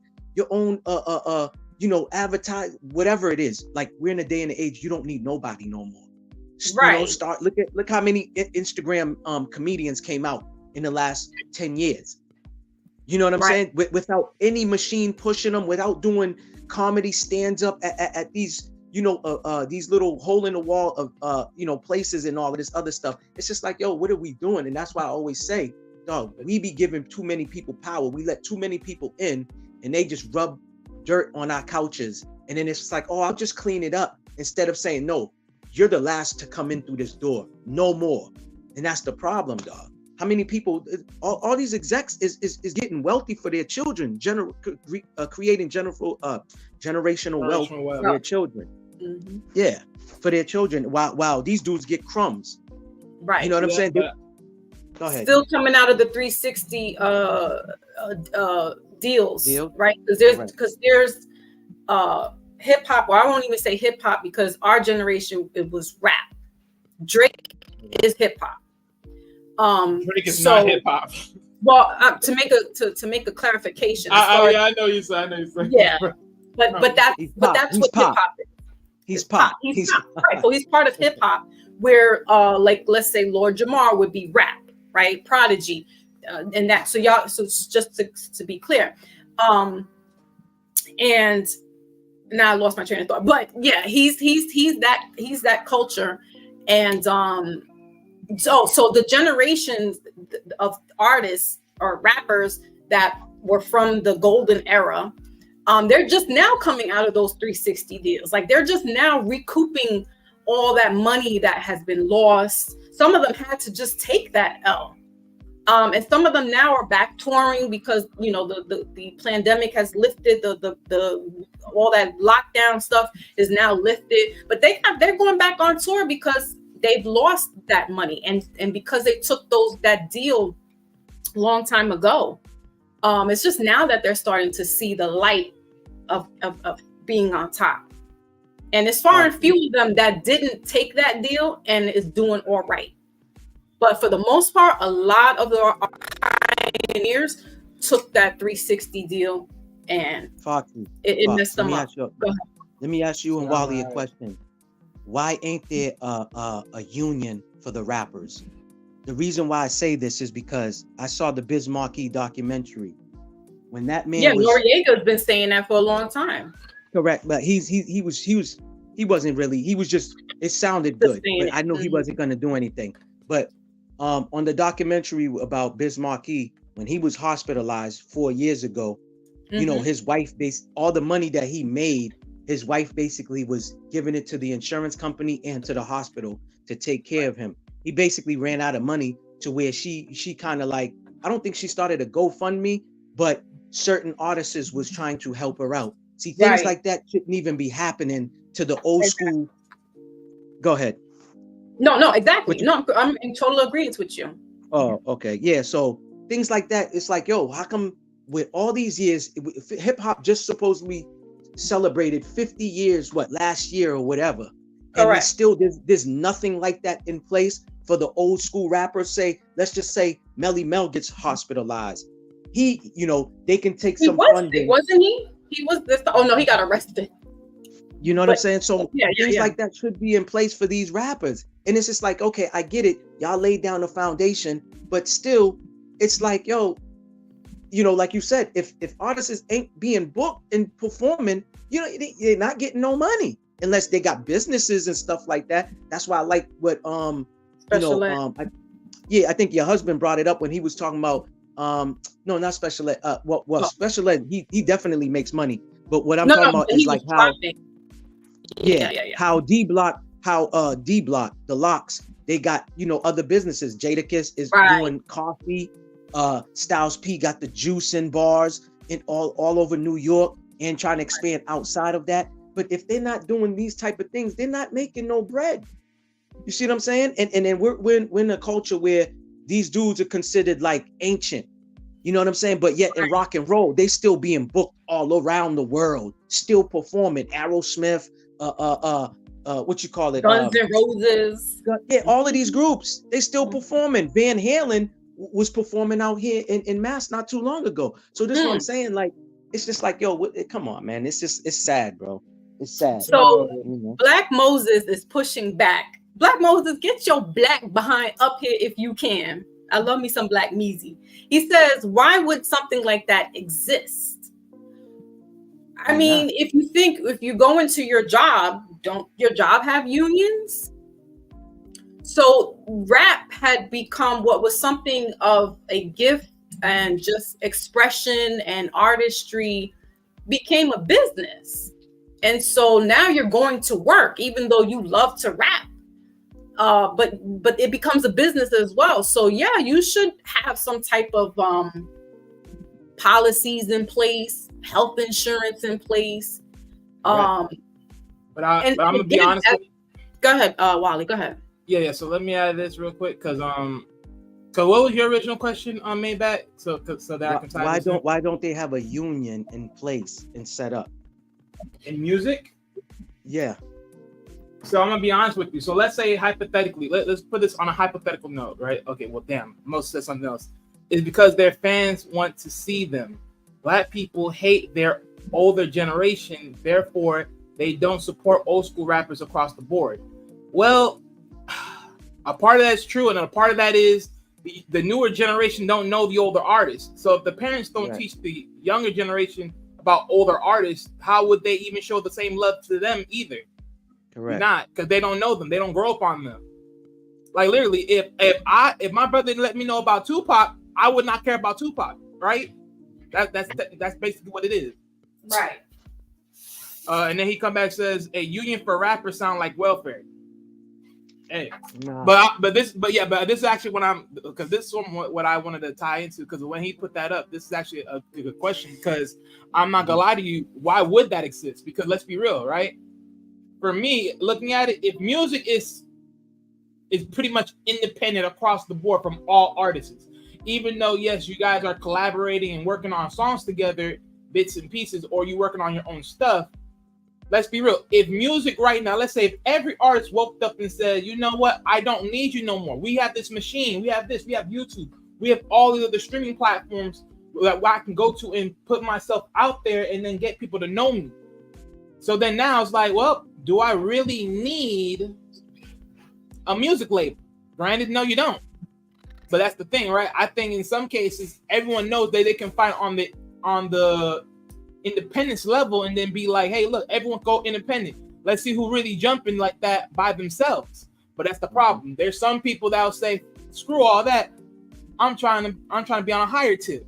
Even though you ain't trying to do nothing meaningful on the higher tip anyways. You're just trying to be seen and perceived as something at the end of the day. Correct. So, for me, looking at it, why there's no union in hip hop? Let me just say, let me add this too, Wally. My fault for cutting you off. I'm gonna just say this. We should already know that the record label execs, they don't want that. So this is something that would have to be partaken with the artists themselves. You get what I'm saying? Go ahead. Well, yeah. Well, I'll say this, right? Because this is my thing. Like, even if in hip hop, a union in hip hop, there really wouldn't be a need for a union in hip hop. Other than that, if you're trying to go at the labels, but then at the same time, you got to understand. I mean, go at the labels, then what? Because let's be honest, you can be a union and go at these labels and say, hey, you're screwing over these artists. But let's be real. The artists and their supposable lawyer, because they should have a lawyer, should have been reading those deals and know what they signed up for. So it's like, at the same notion, it's like, what you want me to do when you sign on the dotted line? Something got to give. That's a very valid point from Wally and Black Meezy. Valid points. And I also understand where Maybach's coming from. And it's a sticky slippery slope, and I don't know if the Caucasian counterparts if they have things implemented. I mean, I don't know if they have like so-called unions or, you know, or have they invested and put money aside. I think if you're smart enough, you should. But I will add this though, real quick. I will add this. Now, if you want to sit here and say there should be a musical union where the people within the union, like the artists in the union that been through the ways, understand what happened, understand how to move in here, and they're showing you, hey, this is the resources here for you to be like, hey, if you want to be an artist, okay, cool. Here's the resource, here's the website, whatever you want. This is everything you need to know how to actually start your own and do your own on your own time. And then if you need money or whatever to mass produce your own stuff, these are the people you go to, however, whoop-de-whoop. But after that, that's pretty much it. But I think at that same notion, if you're in the union, I think also the union would also have a group of people, lawyers around to say, hey, look, if you choose to go that route to sign with somebody, okay, cool, go that route. If you do not have a lawyer, we can bring someone to you that understands these contracts and what you're about to get into, so you know you don't get screwed over when you sign over to these people. If you choose to go that route, go right ahead. Right. So I think there's certain type of unions, but it's all about how the union is structured, and I think that's the problem. The reason why we don't have no union, if you want to have one, is because how would that be structured? Who's the one going to structure it? Who's the one going to build that foundation? And let's be honest here, no one's building that foundation. Ergo, why we do not control hip hop, because we do not put a foundation to protect it. Correct. No, that's a fact. I'm with you on that. Definitely, people don't want to put their money up, you know. And like Foxy said, Nori did mention it. You know, him and his co-host did mention it. And what they talked about, it would have been great, because again, that's where I got the where I came up with that. And was like, damn, like, and they even brought it up, and this was years ago, before like Drink Champs even really took off. When they brought that, they was like, yo, how come, you know, they asked a few guests on there, a few guest artists, is like, why don't? And what Foxy was saying when she mentioned Special Ed, that's why Special Ed was like, when he throw his type of concerts with old school rappers, he makes sure they paid from top to the middle to the bottom. You know what I'm saying? And there's no playing around with nobody, giving them, you know, the front end and, you know, not giving them the back end. He's like, I don't play like that. I give them all the money up front, and they come, they perform, and it's a great show. And that there's not too many artists that's like that. You know what I'm saying? Yeah. So, right. You know, but yeah. And there's a shift now. There's a shift. So, you know, hypothetically speaking, that sounds great, like having a union in that industry particular, but it's a little too late in a sense, because the golden era of hip hop, right? Those Special Ed and Lord Jamar and things of LL Cool J, that's the older generation, and so. Well, I won't say nothing's ever too late. No. What I want to say is that they came in on a premise of, I just want to show my talent off. I have something and I want to, you know, no one spoke of lawyers. No one spoke of that type of structure. And yeah, that's true at the beginning. Right. And so what we see now is the fathers or the grandfathers, if you will, that are like, you know, in retirement age, but you got a newer group of artists that are like, we're not doing that no more. We can take off on our own. We got Spotify, we got Apple, we got all this streaming, we got our own way of making, and they're living for the moment. They're not really living for the longevity. They're not looking later on of, you know what, because some of them are just checking out. Some of them are just like, I'm here for the moment. I don't really see me, you know, retiring in this game. So in a way, it's kind of like it loses that whole, you know, should they have some kind of health insurance or something like that? Because these, you know, the newer artists. Yeah. So I'll say this, right? Because oh my God, redhead. Again, go ahead. Yeah, but real quick. But the thing is, I look at it as like, again, it's like everything you do in here, it always going to be tied back to something. Because you don't do this, like, granted, for the way the game was early on, it was something for them just on some personal note and to express. while also challenging themselves in a competition platform, right? That they made themselves from the ground up. But as you know, when people look at this and see what it is, even at the small sector, is like, if it's catching a vibe, don't you think it's going to catch vibe somewhere else? Because if it catch vibe here, it's going to catch vibe somewhere else. And it's going to keep on flowing, which it did. So eventually you're going to have to realize, if this does become bigger than what it is, it's going to be more than that. And guess what? When there's always more to it, there's always more of a tie-in. And everything else starts to flow in and starts to be more locked down, more corporate every single time. So, and that's why I'm like, from that early on perspective, that's one thing. But even then, it's like, as time grew and evolved, it's like, well, look around. Because I'll say and say this, if like, again, like going back to the whole union thing, is like, who amongst, like, you have to think to yourself, who out there is going to really connect? But it is another reason why this union will never be made, because, and then someone goes back to what Moses was saying about us being against each other, is because look at the relationships out here. A lot of the relationships are very, not good. Think about it. I mean, let's be honest. If you think about it right now, let's say every top label head, if we put Suge Knight and then you say Dr. Dre, oh, that nigga ain't gonna work with that nigga. These two niggas can't work together in the same room. It's fuck you and fuck you. You're like, we back at it, going to war. I'm not gonna be at the same table with this motherfucker. Right? And it's the same thing. You can say the same thing about Jiggy. You can say the same thing about with his ex-man when they were on that same label together. So exactly. So it's like, you around people that you don't even want to circulate yourself with, but they all know how to get here from the ground up and everything, and build that structure to where they can be like, for the next ones coming in, they have something for it, so they don't get handhoozled by these mofos. So, but that's the thing. We do not. No, go ahead. Go ahead. Yeah, and I'm just saying, like, we do not stand by each other because we already created problems with each other that we cannot resolve with each other, other than staying away from each other. So it's like, the fact that at the end of the day, yes, we all know Dr. Dre has aftermath. But the thing is, let's be real. Dr. Dre's not signing anybody. He's signing it that has it.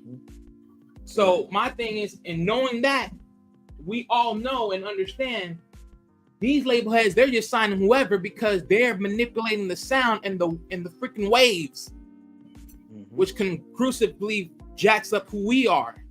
As far as for those that get played out. So it's like, there's no way. You don't see what's going on now? The attack was on the young men back then. Now it's the young women now they attacking. That's the agenda. You know what I mean? Yep. And they attacking that with ghost writers, motherfucking writing these songs that are men in the behind the scenes, but they putting these females, and what females are they putting? The strippers. What female? They're putting all these types. So it's like, play what you want to, but nah, you're right about that though, dog. It's like, we will find, oh, I don't like the way Wally sound. Foxy thinks she's pretty. Like, we sit there and try. Yeah, listen, man, it's just sad, bro. While every other culture, we pick apart ourselves, but we won't do that. Yeah, but we won't give that same energy to other people. Yeah, but at the same time of us picking at each other, but we have to be honest though, right? At the same time of us picking at each other, if we look at what the newest additions has brung in, we know we would not vote for none of this to make it, because y'all ain't it. Sorry, not sorry, y'all are not it. But guess what? The other people will be like, oh yeah, y'all lit. Come over here. We'll help you out. And it's like, well, damn, they helped me out. Why y'all didn't help me? Because we told you what the truth was. You are not it. You're not the sound that respects this culture. You came on in here talking a bunch of BS. So we did not support you in what you're bringing here, because this was built on a respectable foundation that you sadly do not bring to the table. If you do not qualify, why would I sign you? You just made something pop in my head. That's how it should have been. For that's a rapper how it to always get signed, supposed to be. Yeah, it should have been before a rapper gets signed, he got to get interviewed. You know what I'm saying? It's like a job interview. Hold on, you don't meet the criteria. That's the point. You don't meet the criteria. You just don't. Correct. Anybody can look at any of these new artists today and be like, most of y'all do not deserve to be here. You just don't. Well, that goes back to what I was saying as far as like when it's a culture thing as well. So what may sound pop into another group of people because we have it in us or organically, will tell you, listen, that's not it. You go to Showtime at the Apollo. Back in the days, that would let you know whether you made it or not. If you could see in the crowd in Apollo, Harlem, New York, you won. You big time. But because other ethnicities are involved and are powerhouses, anything that sounds remotely close to what would deem rap or soulful music, they're grasping it, right?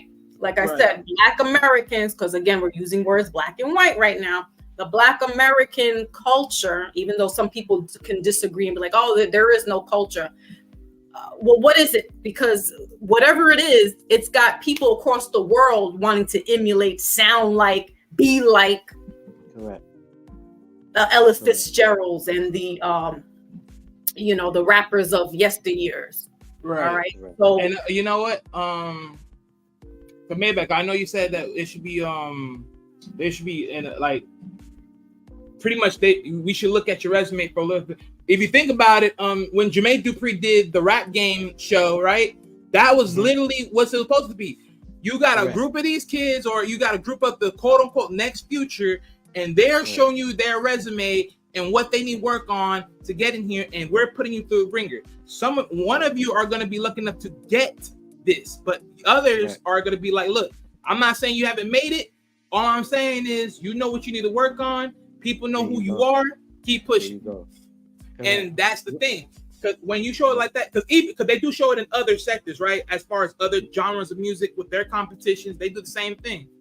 And, and people made it through there. People made big noises through that. I know some artists from that they made big wins, and they're big artists right now.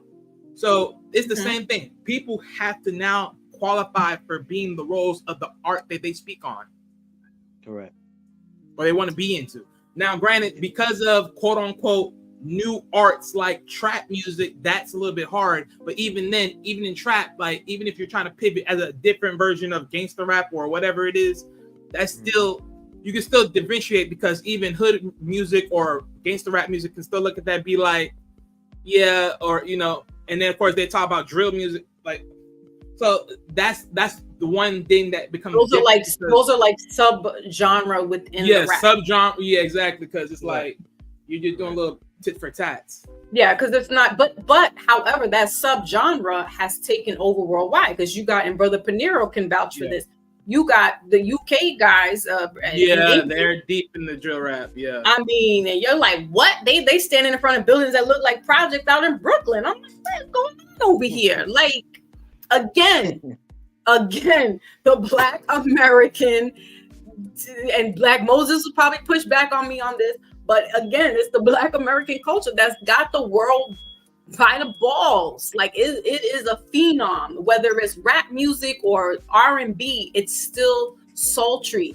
There's controversy with Beyonce and her country album, and Black people country, and they had their own if you listen to rhythm and blues and when so-called country music started, it wasn't really coming from the hillbillies in the South. They really was like just people, Black people, again, singing their hearts and speaking how it was. And then you have, case in point, Elvis Presley. Elvis Presley grew up in the slums, in the ghetto, but he was living next to Black people who sang, danced, did stuff. He said it. He watched, and then he picked up on it. He just had the ear.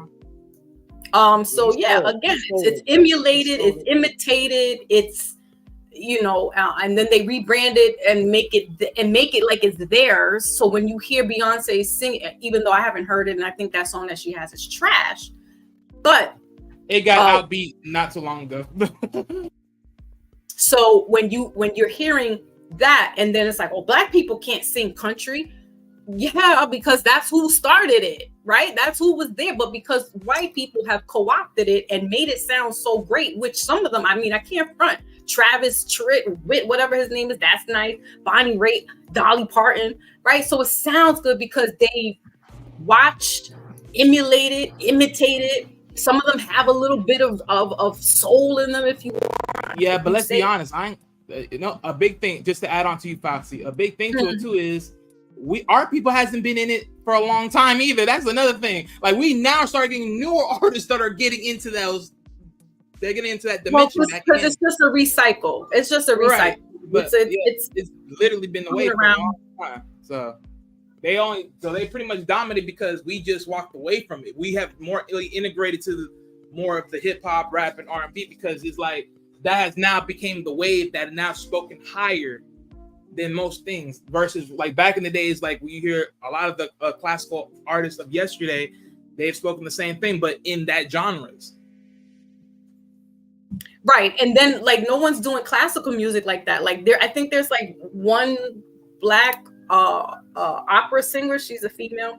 But there's just certain I think if we can go through all the different music genres, you could see that we were in there in some places. And maturing and evolving and stepping out. Okay, country music, we did that. Let's see what we could do if we go into, started all of that. We started all of that. Jazz, rock and roll. They even said, I think Jimi Hendrix started rock and roll, or maybe someone before him. So we all started all of this, man. But they, like you said, to me, they didn't borrow nothing. They straight up stole it. You know what I mean? And put their name on it. And then what we're seeing play out is Drake, right? Because he kind of would be the poster child of that, even though he has phenotypes of a so-called black person, right? A melanated, whatever. He can get away with doing this cosplaying. I think there's a picture that they showed. I saw it on YouTube the other day where he was in blackface, literal blackface. Because that was part of the diss. Yeah, that was part of the diss. And when we look back in the history of blackface, it really was, white men putting on, again, watching, studying, putting these little memes and stuff, and they were actually responsible, if you want, in some ways of making it like rapping and hip hop, but that's because they were imitating black folks.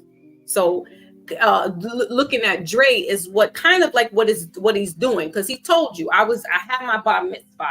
He looked like a little Jewish boy. He did all that.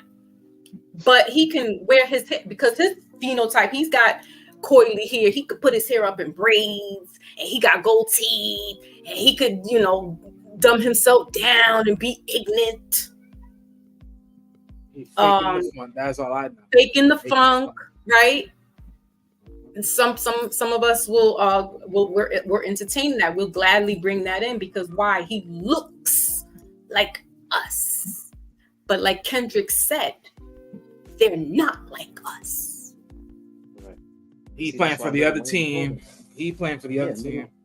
Lil Wayne told him, there's an interview that resurfaced of when Lil Wayne first signed him. And Lil Wayne was like, yo, just because you were around me. Basically, Drake wasn't there, but he was telling the reporter, like, yo, I told him, our first sit down meeting with him, I told him, hey, just because you around me and I rap a certain way, don't start rapping like that. Be you. Make these love songs because they love it. Sing it.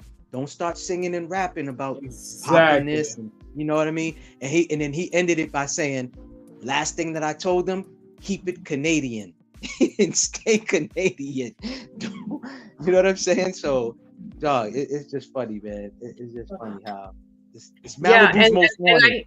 Right, and I hear that some of the Canadians is not even really jacking him either. Nah, they don't. So, especially like quote unquote hood people, they're not jacking him. No, I think but that's typical though, because when you're from your own place, they don't really support you like that, which that's typical. Yeah. Now I think who I think might have gotten more support was Tory Lanez, and I liked him in his beginning when he first started off, because he kind of had like the R&B. He would rap. Like, for sure. I'll give you that for sure. Yeah, when he started off, that part. Now, yeah. But so I think that. Yeah, I hadn't heard. I didn't follow him after that, but in the beginning, like that's what was that caught my eye was, or my ear rather, was that, you know, he would rap and sing over like old school R&B. Yeah, song. but I remember. Oh yeah, that one particular song he had. I forgot the group, but it was that ladies group, and he was basically having their voices in that back. I was like, boy, oh yeah, that's classic right there. What, SWV? I think that is. Yeah, if that's what you're talking about, then yeah. I think, yeah. But you know, I'm gonna wind this down, but just to say that honestly, it almost sounds like to pick sides and stuff. I just say, now that I'm thinking, is like, just vet people out. Just because it's, you know, sound like a duck, walk like a duck, you may think it's a duck, but that shit is freaking goose down, Canadian goose somewhere, and it's not the real deal. And we're being hoodwinked every day. Well, some of us, not all of us, are getting caught up in the rapture of what appeals to us, because we feel like it's us, that's us. But when you start, like Wally said, when you start peeling back the layers and shit, like, nah, man, you didn't grow up the way I grew up. Like, I don't really have too much in commonality with you. So you might understand where I'm coming from. Like, I'm not going to understand where you're coming from. But because you can put on this mask and look like me, I'm going to then assume you understand. But you're not. You didn't grow up like that. Right. But I'll say this just to be fair, right? Because I'll say this to be fair, right? Because the one thing is like, because like the way how Drake came in, right? Again, is like, okay, you this R&B pop, you this lover boy. So, right, because that's what Lil Wayne said. Like, you're the type of person that really, when you hear his music, he really want to put you in that love mode. And I'm like, all right, cool. Right? Yeah. What's the song that he said? I'm going. What? Damn. It's one of his older songs, but yeah. Oh yeah, with Rihanna or something like that. Mm-hmm. Oh, I'm going home. Oh yeah, that's off his first album. That's a banger right there. Like, okay, I put that on my, my playlist. I'll give Drake that. Yeah, I only give Drake his first 3 albums. His first 3 studio albums. That's the one I give. But I think, because I say it like this, right? Because it's like I said, right? It's like you sort of faking the funk with the whole thing. You now you're out here talking trap music vibes and all this, but it's like, because I'll say this, right? Because I know some people be like, well, damn, people can't change. Like, who's the we to say anything, right? It's like, okay, because Drake could have went through a bunch of episodes. Because let's be honest, yeah, he was robbed before. Yeah, he was this and that. So yeah, it could have changed him to where like now he's like, the next motherfucker that tried me, I'm coming for you now. It's like, type of ish. And it's like, okay, yeah, I can understand that. But even then, it's like, just because you've been tried in life, does that have to change your musical tone though? Knowing that if that not you don't have a background in that lifestyle. And that's my main thing. It's like, you do not have a background in that lifestyle. I'm not saying you can't change your character, because there's people that are going to try you because you seem, a softie, you seem a pushover, and they think they can try you and do you dirt. But it's like, when they do you dirt, it's like, now, okay, you got to put your big boy pants on and toughen up. So I get all that, right? Mm-hmm. But that doesn't mean you change the persona for that either. You just let people know they can't mess with you no type of way. That's the difference. Right. And isn't he like 40 years old now? Like, really, you shouldn't you like? He's up there in age, but I don't think so. He's around his 40s yet. Yeah, he's 37. All right, so you're closer to 40 than you are 20. Right. And you talking trap, like, nah. So you're trying to appeal to the younger audience. I get it, but what you just said, Wally, as far as maturity and there's growth there, I don't know, but I'm gonna dial this down, and I appreciate you guys for coming through. Maybach, do you have any parting words for everybody? No, man, just stay vigilant, move militant. Exactly. That's it. You thought there was more? Nah, man. Showing up like a 7-year-old Panero. Seriously, because I'm ready to leave. But let me get my brother. Mr. Late. He's always late to the party. He's always late. But I am super listen, I hit, I think 70 at one point in the chat, and I like watching, and I'm not in the chat, but watching, and I am so beside myself. That is awesome. Because you was cooking, yo. You was cooking. Man. That's what. I appreciate that, because that is a rarity in the 3-4 years that I've been up here doing this stuff. I mean, never. And I appreciate those who were listening, watching. Thank you. Thank you for just hearing my little rants. Brother Panero, what's up? My little rant. Yes, my sister. Big up yourself. Big up the man. Big up everybody in the chat. Salute. Thanks for being there, listening to my sister do her thing. How's everybody? Yes. We good, man. Blessed, man. How you? Yeah, man. I'm good, man. It's a bank holiday today over here, isn't it? Say that again? Yeah, it's a bank holiday over here. I know you usually have your bank holidays on Wednesdays, right?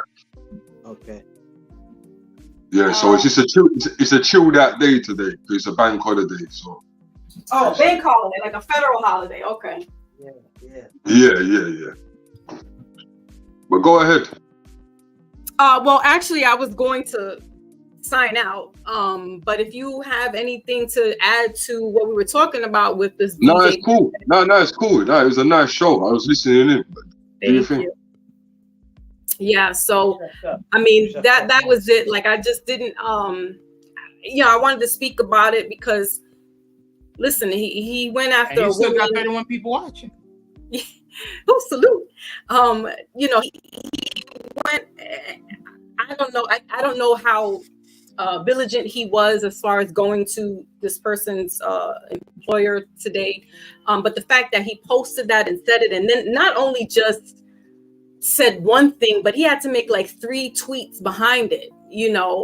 That's a bit much. That's a bit much. And he took it insulting, but it's like, yo, at the end of the day, we're not talking to you. Yeah. And whether you want to insert yourself or not, you might get your feelings a little hurt because we're really not talking to you. We're talking amongst ourselves, but you want to be the spook that sat by the door and listen and then figure you can then say something. You're going to get pushback. And I feel like not too many people push back at him. So this was like, what?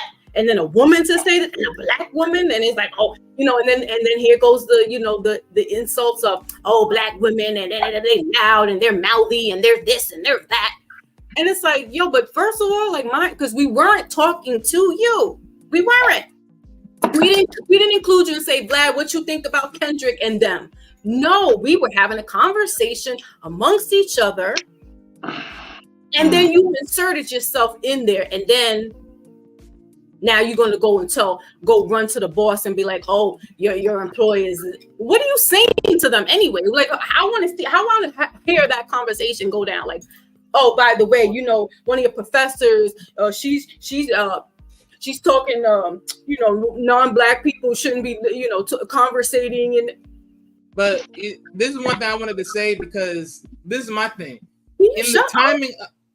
But this is one thing I wanted to say, right? Because in the timing of him saying that, in the time of him making that comment, and the timing of her saying it, it's like, again, but isn't she just a regular person at this point in time? So why are you worried about her job when she's making a general comment in her everyday life? Right. So you really hurt. You really butthurt with your sorry behind. And you want to come to someone's job knowing she's an everyday person? Come on now, get out of here. You know what's sad though too is that he's not gonna get no pushback because one of the least protected people is melanated women. Right. So this is gonna get overlooked, probably not grab no attention. Like you said, that you found one person talking about it. I didn't even know nothing about this. You know what I'm saying? So you brought it to my attention. It happened over the weekend in lieu of the whole Kendrick and Drake. Right. And so I will stay down for another 30 minutes, maybe 20 minutes. But just to recap, for anybody that's joining us right now, salute to everybody that's been here for the 2-hour mark.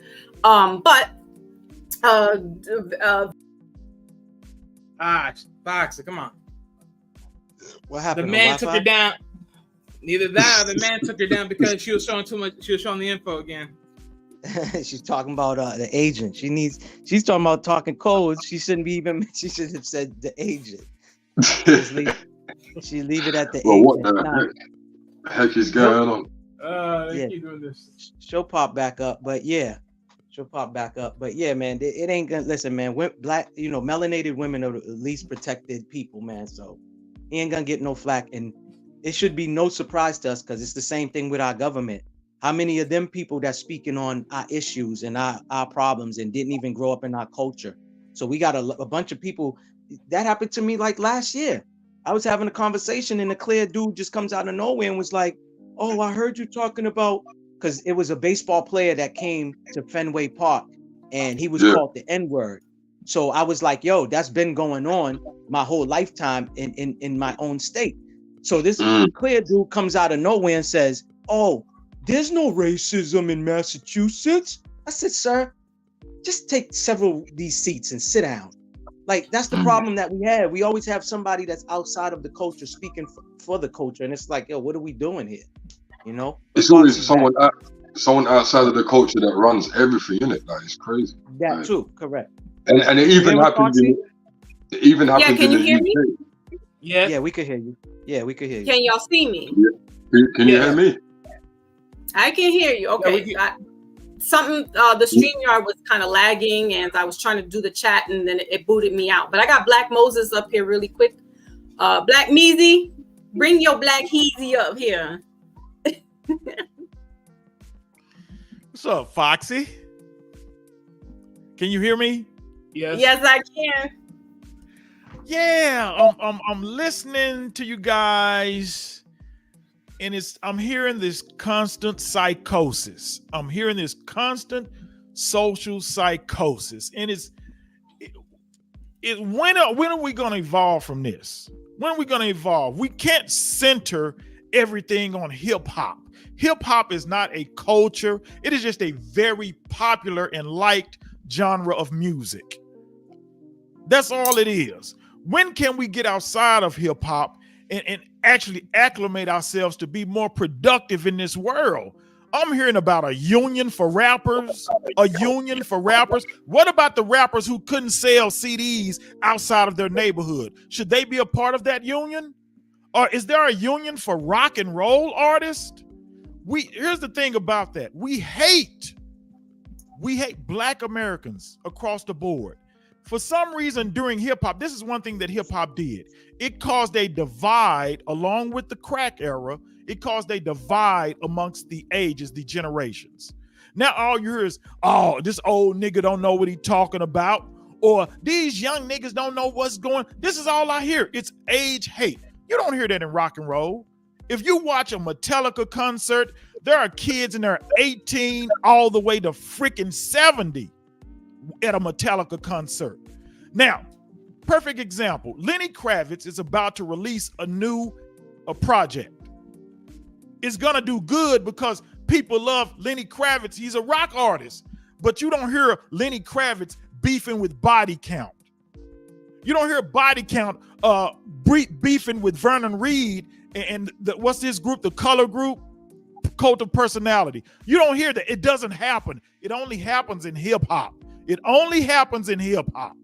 Why does there have to be so much strife, degeneracy, and ass backwardness in hip hop? You're talking about this Drake Kendrick beef.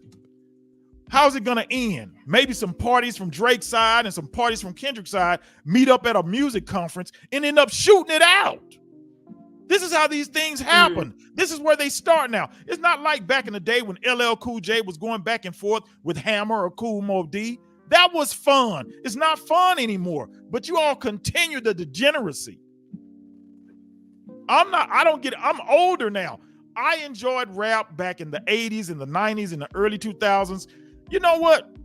We just had the Master P No Limit reunion tour here this past weekend. I enjoyed that music from 97 to about 2000. But because I grew, I'm a man and I matured, I evolved, I put that thing away. But for some reason, when I'm around old Negroes that can't evolve, They're still talking about the East Coast, West Coast beef. We're talking about 50 and 60-year-old niggas. This is degeneracy. This is a psychosis. So now you guys are coming here talking about Vlad. You give Vlad that power. You give Vlad that power. And how are you going to get mad at Vlad for saying he's going to report a woman's job when niggas on here every day put niggas' personal information, and I've seen niggas lose their jobs for getting into YouTube beef in these sectors. Countless Negroes. But yet y'all want to talk about Vlad coming at one woman? And this union for rappers, that's socialistic stuff. This is a capitalistic society. You know who the record company is going to cater to? The person that has a mass following. Not the niggas that can't sell CDs outside of their neighborhood at the local beer store. They're not going to give $1 million to somebody like that when you got artists like Sexy Red and Suki Hana having this huge following and can sell out the, what is that worldwide tour they going? Coachella? It's not Coachella. It's Smoking Loud or Rolling Loud. Rolling Loud. That's what they want. They don't want a fat lip Jimmy who can't sell 100 CDs out of his own neighborhood. Why give him $1 million? You guys consistently think socialistic in a capitalistic society. They don't care what's going on in the hoods. Gang banging, shooting, molesting. They don't care about that. Who's got the biggest following? Now, I'm here in Texas. We got scores of rappers independent, and Texas had to do it independent. H-Town, Dallas. We got scores of rappers that are independently wealthy, independently, that have been approached by big labels. Why? Not to sign them as just artists, but to sign them on a partnership deal. They say, man, you've made this much, you sold this much. We want to partner with you and expand your reach. But the dude is already rich. Y'all talk about Bootsy, who's on Vlad regularly. Bootsy is independently rich through Trill ENT. Slim Thug. I can go down scores of rappers here in the South and the Southwest that are independently wealthy. They don't need a record label. They don't.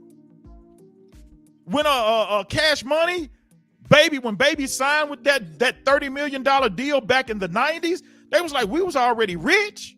They just came and handed us $30 million on a partnership deal.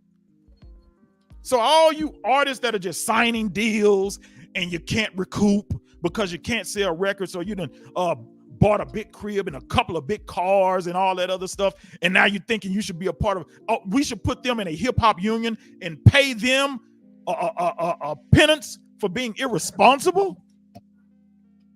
Really? Come on. Well, I don't When are we going to look in the mirror? When are we going to look in the mirror to see what all these other people are seeing that we're doing on a regular basis to each other? When are we going to do it? Are we just going to keep this psychosis? Are you happy in this psychosis? Is it fun? Does it make you feel good? Because to the rest of the world, it is degeneracy. It is a retardation. It is that, what is that planet called? The Nimrod planet or the Bizarro world. That's what it is. That's what it is. However, Black come out of that. When are you going to come out of that? All I've heard is emotionalism to some degree, but no business sense. This is a capitalistic world we live in. It is. And that's why things are going in, because you can't jump on that track. You keep getting your emotions and keep complaining. You keep going on. You threw away all your music. You threw away country music. You threw away blues. You threw away rock and roll. And white folks picked it up and turned it into an industry. They turn it into an industry so much to where they can come back to your neighborhoods and say, hey, we'll sign you and give you this much money. And you so broke down and was unable to independently raise your own genres up because you threw them away. You know how y'all, that's the old shit. That's the old shit. You threw them away. You threw them away. So here you are blaming white folks again, man. They done took all our, man, they took this, they took that, they stole. They didn't steal it. You dropped it. You dropped the ball. Like y'all say, y'all fumbled the bag and they just picked it up and turned it into an industry. Go ahead. Go ahead, Foxy. Go ahead. What then happened with Sam Cooke? Sam Cooke was killed by a black woman working at a hotel. I know that, but what was he trying to do? What do you mean, as far as trying to bring unity, or? No, he was trying to have his own record label. And the whole woman in the skeezy motel was just a cover up to get him out, because he didn't want the man in the company. No. There were other soul and blues artists that already had their own labels. That was an individual incident of irresponsibility on whose part, maybe Sam Cooke's part, maybe the woman he was with part, or maybe it was the clerk at the hotel who shot him. There was already right. Blues. There were already Southern blues and artists that had their own labels. They took his publishing, bro. They took his publishing. His publishing was under his daughter's name, and all of that got taken away from him. You don't take that. Because you sign it away. You sign it away. That's why they got him out of there, though. You sign it away. They executed him. Why would they execute him after you've signed it away? They made him. He didn't really sign the real documents, man. They put a listen, bro. I watched it. Listen, we could agree to disagree, bro. I watched the documentary. What did he sign? I'm not. Listen, he still. All the people that was there said the way he passed away don't even make sense. So we could agree to disagree, bro. That is bro. speculation, but that's all speculation. Yeah. It's all speculation. Why did Al Green get a hot pot of grits thrown on him? Was that because he wanted to be independent and have his own label? Or was it because he was messing with a married woman who wanted to leave her husband and he told her to keep it moving? So what happened to Prince then? My question to you is, what happened to Prince? Prince was sick. He had a degenerative physical condition. He was sick. He died from what is this stuff that's going around? He died from allegedly. That's what he died from. Come on. So all my lifetime, bro, I'll be 48 in October. Never heard nothing about Prince taking popping pills or nothing like that. And all of a sudden now, once he gets his masters and his publishing, and now all of a sudden, he OD. All right, man. Listen, again, we could agree to disagree. When he we could agree to disagree. When he tattooed the side of his face, remember, he removed it. He got all that back. That was over a decade ago. Why would they come back and do that to him? He died from a dose of fentanyl.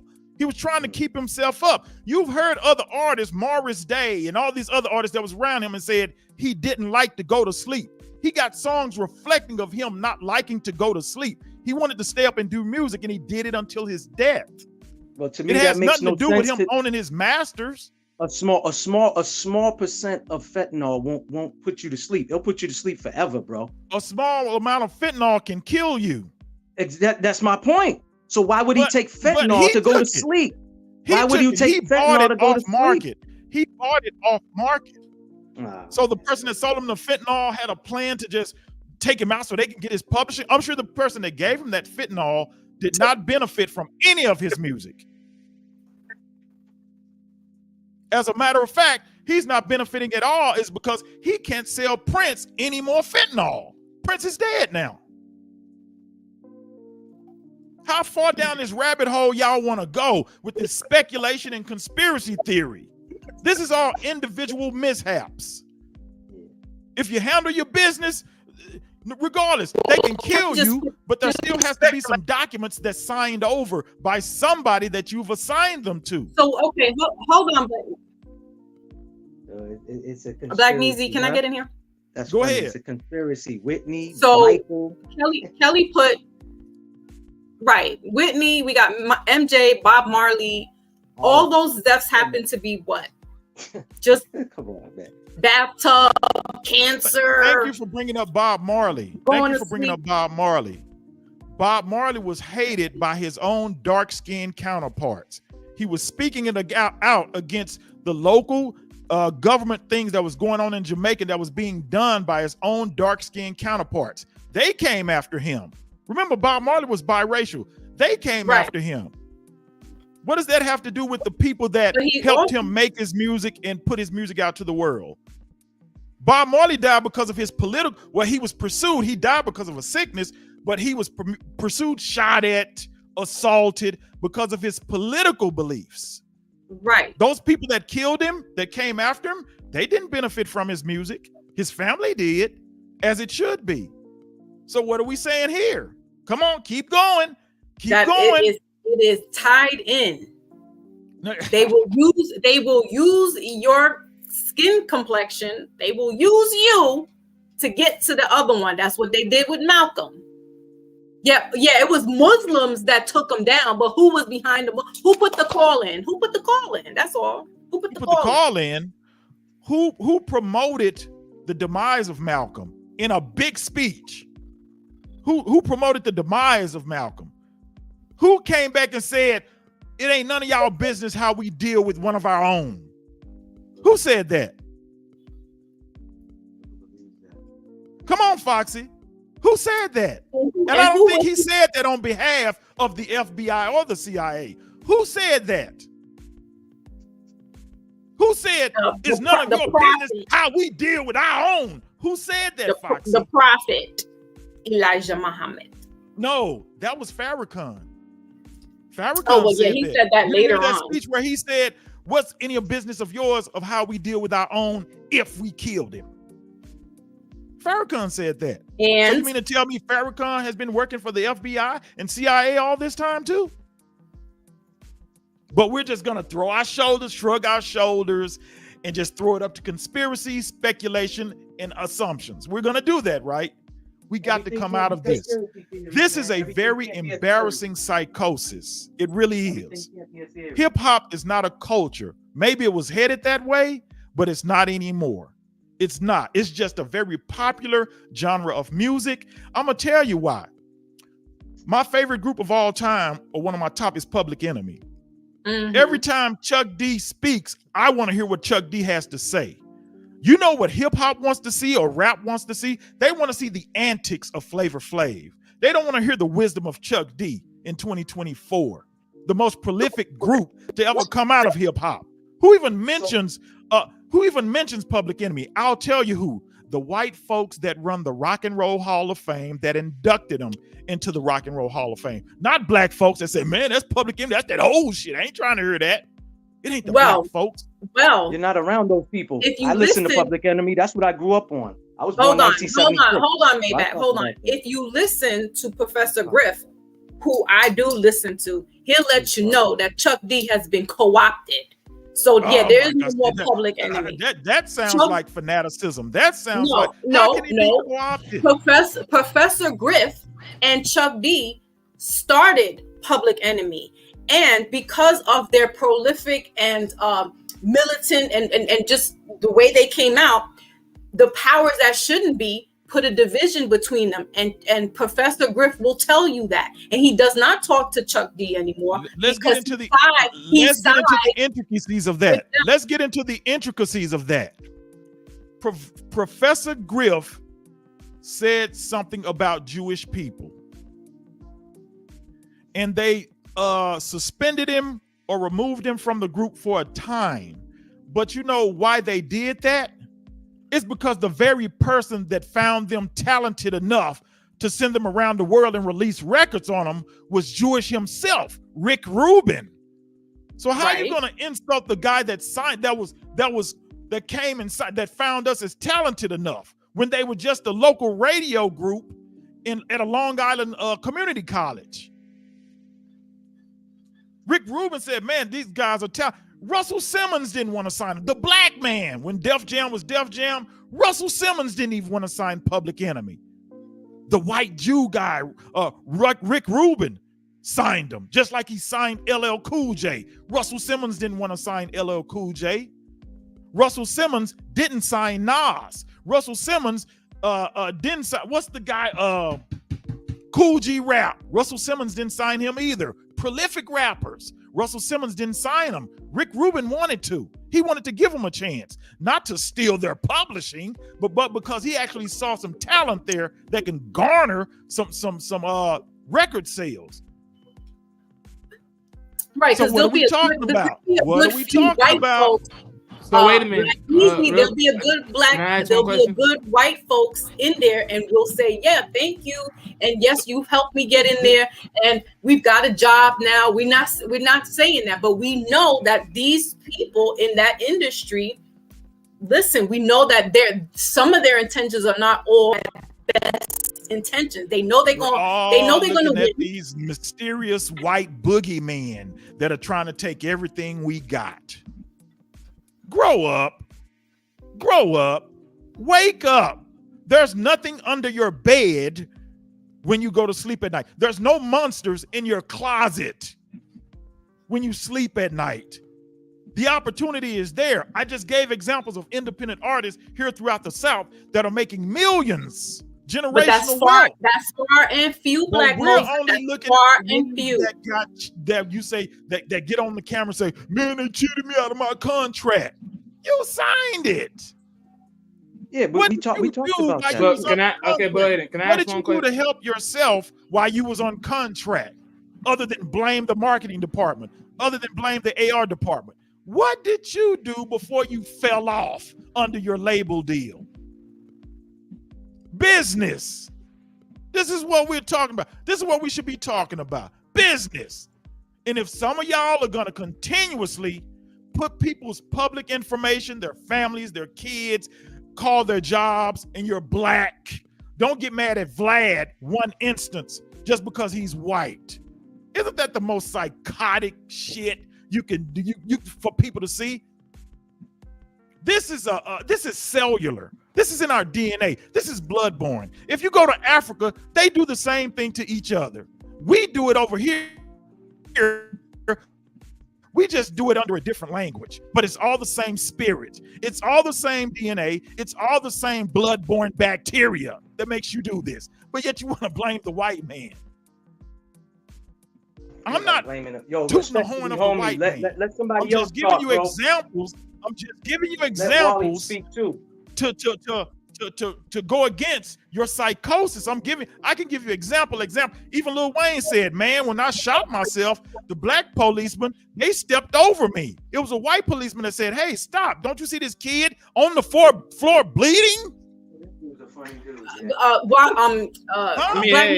He has one point. Hold on, Wally. I'm gonna let you go ahead. But I am not putting all white people in the category. We're just pointing out the people that have been under question, suspicion, like Agent Vlad. He come out and... I'm not here to toot Vlad's horn.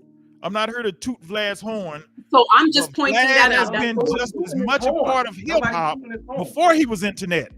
Vlad was a DJ in the Bay, a very decorated DJ in the Bay. He loved hip hop. Since y'all want to talk hip hop, of course he does. Everybody does. Hip hop. Everybody Vlad is just a part of hip hop on the Bay, E40 and all. He's just as much a part of that as anybody else. You can judge him for this instance here. Yes, you can. But you got to look at yourself first. That's what I'm doing, Black Moses. What I'm doing. We're like vampires. Vampires. We can look in the mirror and not see our own reflection. We can look in the mirror and not see our own Black Moses. It's like we're vampires. Hold on a second. Because I don't do this on your show. I do not overtalk you. I totally do not. I know. I'm just on a roll here, Foxy. It's just a roll. You got to put up your chat. But let me let Wally come in because I really want to take this down. Just kind of end the stream because we're going to start beating a dead horse in a minute if we haven't already. But go ahead, Wally. Say what you wanted to say. Well, I just want to make sure to ask some questions because I heard some statements, but we're saying that LL Cool J and Nas weren't signed to Def Jam, but weren't they signed to Def Jam? They were, but it wasn't because of Russell Simmons. It was because of Rick Rubin. Yes. Okay. Well, all right. So from that point, I just want to make sure on that. The white Jewish guy. Okay, I just want to make sure on that point overall because they were signed to that. They were signed there, but other than that, look, because me personally, like just hearing this back and forth and everything else, let's be real about one thing. At the end of the day, we're never going to clearly know what, like, we all know there's statements made and allegations made about these particular people we're talking about, and therefore and many others. But until those informations are truly known and those truths are totally told in their totality, we're just going off of what we think and what we believe versus what we actually know on paper and factual. So it's like, look, we all have our thoughts, and we all know, yes, this game can be dirty. We all know this. It's fact. We all know this. So it's like, hey, look, it is what it is. We'll take it where we take it for our own beliefs and what we think about certain things that happen and what we believe that has transpired because how things played out and what makes sense to us. But at the end of the day, it's like, until we have true concrete, you know how it is. Just leave it on the table. Just leave it on the table, because until it maps out, you know how it is. So. In other words, bro, you're saying, please stop the conspiracy theories, right? I'm just saying, let's just stop beating the dead horse, because we know how this ends up. We all know how this ends up. There's no X marks the spot we can dig there, and then we can find all the treasures right there, and then we all got all the fucking proof to execute who the hell is and lock them up and send them to the dead hills. So it's like, it is what it is. Homie don't got the facts either. We all speculating. We all assuming. Yes. We all assuming. Yes, thank you. Conspiracy theories, speculations, assumptions, all of that. It's a continuous, like I said, and I hate to beat a dead horse. It's a continuous psychosis amongst us. I'm gonna say us, but it's really y'all. I feel like I'm an evolved individual to where I can individually look at things and keep it moving. I mean, look, it's called an informed decision. An informed decision. And we don't. But let's be clear. Black Moses, you still good with the dumb shit sometimes. More power to you. I like the dumb. Now I'm not above it. I like the dumb shit, but it's entertainment. It's fun. But I'm not gonna take it to the point to where I'm trying to threaten someone's job or trying to put a person's personally. I'm not gonna do that. I'm right. Not, that's what I'm not gonna do. And that's why I came on today, because that's the only thing. I'm with the dumb shit. And I'm evolved in some ways as well. But when somebody is coming out and saying, you know what, I'm gonna go report you to your boss, whether he's a low level person or he's Vlad, it's still kind of like, come on now, you taking it too far. And that's all that this I wanted to bring the awareness of. Was that all he said? Was that all he said? Let me tell you what he said, because I don't know if you were around at that point. But he says to this woman, all right.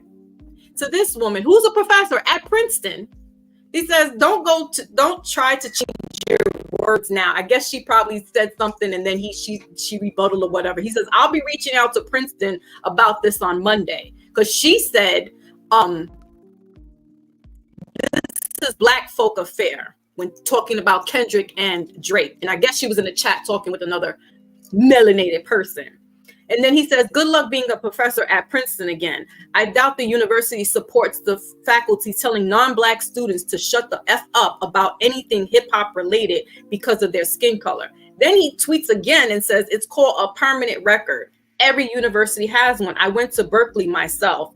People spew ignorant and bigoted comments at you publicly and then act like they're getting bullied when they get a response. Typical victim mentality. Go ahead and take that Princeton out of your profile, sweetie. You just admitted it's not even true anymore. LOL. So that was just a post he put up on what, X or Twitter or something like that? Twitter, or on Twitter. Okay. Well, did he actually report her to Princeton? Like, people have come. We don't know, because he said Monday. So this happened Saturday. She did this on her day off, talking like we all talk on the weekends, and we're talking about this beef, and he inserted himself in the conversation. So we don't know if he really went and reported this Monday, because it's Monday right now. So we'll see. Yeah. I don't think he's gonna do it. I think he's pump faking that. He's just talking shit. But the fact that you had to say that and you tweeted 3 other times on there, like, what's the point? Like, why are you acting like a Karen? Like, stop it. Just because she said this is between us, you're gonna get your feelings hurt. And even if it was a regular Joe Schmo, it's still stupid for you to just go ahead and threaten somebody with their job or their life. Just like you said about the YouTube beefs and people going back and forth on YouTube. Like, it's stupid. Like, you don't know me. I don't know you. He doesn't know her. She does. Why would you say something stupid like that? That's all my refute to this is. It goes down the rabbit hole because he is European and white. So it does get into that context. But the point is that it's somebody you don't know, and you're threatening them, and you're threatening their job, their livelihood. That's stupid. Okay, all right. Well, it's just one instance of many. You know, I tell you, we do each other worse than what they do. They're on the outside looking in. You know, like I said, people have lost their jobs on here because of other folks that ain't Vlad or don't look like Vlad. You know, people have gotten into public fights and things like that. Children have been threatened. You know, things like that. You know, but we refuse to look at that, right? We refuse to look at that. We just want to look at Vlad, maybe because Vlad is so popular and he has this big platform. Cool. But are we not just as... Hold on, Black Moses. Because he has a big platform, it's even more of like, what if it's just you or I, and we go into these conversations, right? And our platforms aren't big like his. I could see somebody talking greasy because we like little peons, but this man has a big platform, and for him to go ahead and talk sideways that way is like, nah, we got to nip this in the bud, because you don't do that. And because he has that big platform, he can get away with that swagger and talk that hot shit. So it's like, you know what I mean? Like, come on. But if it was a smaller platform and we're talking stuff, it could get, get ugly. Because it's just, you know what I mean? But he has a responsibility, because he has that big platform. He has a responsibility, and he just went nigger-ish, if you will. What is his responsibility? Yeah, because I was about to say. Yeah, what is his responsibility? Not to be talking like that and saying I'm going to go threaten you at your employers and tell them how much of a douchebag you are. Like, it's not his responsibility. Because his responsibility is how he's conducting himself. Is he not a businessman? Why is he injecting himself in common folk conversations? Well, he's an independent businessman. He doesn't answer to anybody, so he can really use his freedom of speech and say and post what he wants. He has no responsibility. He has no responsibility to that woman. He actually has no responsibility to hip hop. He really doesn't. He loves it. And I'm not here to, like I said, toot his horn. There's no responsibility there. What responsibility? Why do we put these phantom or ghost responsibilities on each other like that? Oh, you should be doing it. When you're in the limelight, like this one here. Like that, Black Moses, when you're in the limelight, there is some form of responsibility that whether you took it on or not, it's there. And he's reaching a youth, he's reaching some core group of people. That's like if say for instance, we'll say Cardi B, she has a responsibility in some ways. She wants to be a rapper and then she's showing her box off. That's not influential for young children, for young girls. There's a responsibility there as when you become somebody in the limelight. That's all. All right, so there's no responsibility. Wait a minute, if I can come in real quick, because I'll say this, right? We talked about this before, right? About, certain people, how they portray their image as they come out into the light. And of course, knowing that people will be watching them and everything else. As much as we can sit here and say, like, yes, from the moral standpoint, we all know, yeah, there is a responsibility when you say certain things out your mouth. But then at the same time, as we all know, too, though, on the other hand, even if they come out and say certain things, if we know that certain people can't understand it, then we got to keep them away from it. It's like, make sure that doesn't ever be known to your own selves. Because let's be honest, do these people really have, do they have to really be role models when they get into these things? No. And they know they're not. So it's like when they're doing this, quote unquote, it's entertainment, right? And they let you know that, hey, we're doing this on entertainment time. This is not like any moral ground time. This is entertainment time. Right. And if you don't know the difference between that, then that's pretty much yourself, because you saw yourself into that notion of thinking that this is what it is, or however you want to, your thought process to it is. But we all know, like, any of these people that are speaking one way or the other, all of them in one way or another are not ultimately role models in one way in senses. Like, it's just, okay, these are just people just speaking on their lives, or they just speaking on whatever type of time. It is what it is.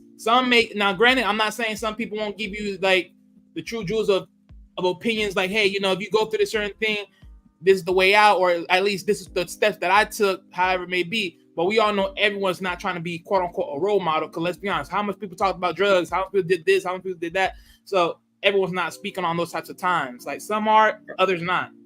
But again, this is just one of those in between type notions. It's like, hey, pick and choose. We don't pay those people's bills. We can't support those people's families. So if they get popular and gain a lot of money by doing that, who are we to sit up here and tell them to be responsible? You can't feed Cardi B. You can't feed her kids. None of them. You can't. Sexy Red, you can't feed her kids. Where were y'all at when they were broke and on their asses? Where were y'all at? But then they get popular and all of a sudden they're supposed to be responsible. They're only responsible for themselves and those within their circle of influence, which is their families, their associates, their kids. That's it. They're not responsible. But I guarantee you, whenever they're in concert, there will be more of people that like them out there than there are you all standing outside with picket signs saying they ought to be more responsible. So who do you think they're going to cater to? The ones that pay the bills, that keeps them in their nice homes, that keeps their families fed, that builds them generational wealth. And I'm not going to hate on that. You all can be we got to help the black peoples. Man, knock it off. Knock it off. If you get big by being a conscious rapper and people cater towards that, but there are other people that feel like what you're saying is pseudo-religious, pseudo-science, and say you need to be more responsible, who are you going to cater to? You're going to cater to the people that like what you're saying, that like you giving horoscopes and your cosmic wisdom. You're going to cater to them, not the people that are in your face telling you, you need to be more responsible. You need to talk about Christianity and all this other holistic stuff. Huh? But you're doing you and you're being successful at it. And I can see the difference between me and them, and thank goodness I don't want to pursue none of that, is that I don't necessarily cater. You either come here and check it out or you leave. I'm not vetting out to see who's rocking with. That's the difference. These people will vet that because that's where they're going to get their bread and butter from. I don't get my bread and butter from here, so I don't got to do all the shucking and jiving and exactly. Follow me, But indirectly they're not responsible, but indirectly there is some responsibility there because they trickle into, even though they're not garnering towards children, it's the youth that are following them. It's not us 50-year-olds going to Sexy Red. It's the 25 to 15-year-olds. And that's where the moral compass has to, the parents definitely need to be involved. But, it's a slippery slope. And with that, guys, I want us to leave with lasting words because I do want to get off at this point. My brother Pinero dropped down. I get you. I'm gonna come back. I don't know, maybe next week and do a Mindful Monday. But let me get my brother Maybach to give some lasting words, some parting words rather. Maybach. No, I'm good. You already know, man. Like I said, man, stay vigilant, move militant. That's all I gotta say, man. Peace to everybody, man. Salute to everybody in the panel. Salute to everybody in the chat and behind the bushes, man. Salute. All right, Wally. I hit you on the back. I hit you on the back end. Wally, peace, man. Stay blessed, bro. I'm gonna hit you in the on the back end, sis. All right. Okay. All right. Peace. Wally. Oh man, honestly, look, great show, Foxy, man, great show. Other than that, I mean, look, it is what it is, man. People make their opinions. Someone want to challenge it. People choose to go too far. They choose to pick and choose on their emotions. That's all there is. Other than that, that's why I'm gonna leave it at this point. Okay, all right. I appreciate you for coming up and supporting. Hey, real quick, if I can just talk to you real quick in the back. Okay. And supporting my channel and just supporting me person. Thank you. No problem. Black Meezy, what it do? What's your last words? Real simple. Let's get out of this groupthink. Let's choose to use our individual minds that we were given by our creator. I know some of you have an indifference with my opinion and what I brought today. And if you do have a difference of opinion, if you don't like it, if it just puts you in the mind state of that visceral hate towards me, then hey, here's my advice to you. Hey, just call my job. Just call my job. All right? I'm out, Foxy. Salute, Black Moses. Report me.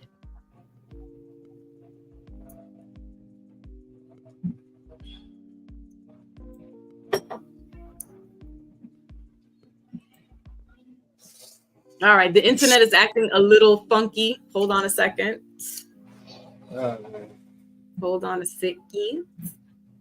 Because I know I'm going to be sounding. All right, there we go. So, man, shout out to the 44 people watching, man. Man, salute to that. Like, seriously, I think it was up at like 70 at one point. Early outside it was like 53, and then a little bit more than that, a little bit.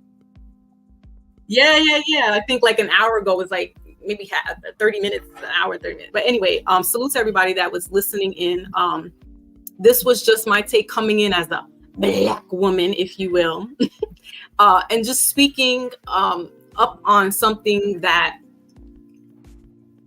was uncalled for, in my humble opinion, and needed to talk about this. Black Moses, I knew was coming with the pushback. That's why I wanted him to come up here, because he was talking spicy in the chat. So I wanted him to give us his perspective. But, there's two sides to the story. There's three sides to the story, if you will. And irregardless of whether it's Vlad or if it's just somebody menial, it's not conspiracy in some ways, because there have been breadcrumbs connecting dots. People have been connecting dots for a very long time about a certain group of people. And again, it's not all white people, right? We know that they're just like it's not all Black people that, are degenerates and evildoers.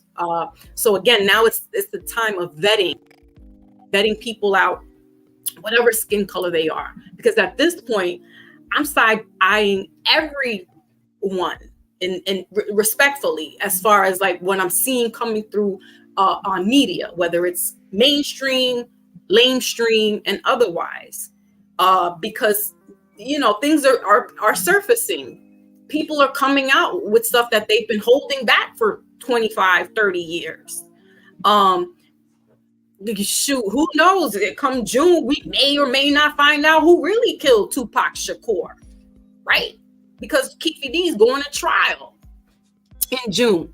So a lot of stuff is starting to come through the surface. And yeah, becoming an evolved individual is key, and not letting our emotions get the best of us. But still understanding that there's still enemies out there that prey on certain people's demises. And sometimes it's your own kinfolk, it's your own skin folk that are doing that. But I feel some of them are being set up to do that so that they can get the bag, right? Because they'll always, as long as that carrot is dangling in front of them, they'll sell their mother out. Look what happened with the crack epidemic. You had your best friend selling your mama crack, and now she's whopping him off in the hallway. So yeah, people do certain things. It doesn't matter what color they are.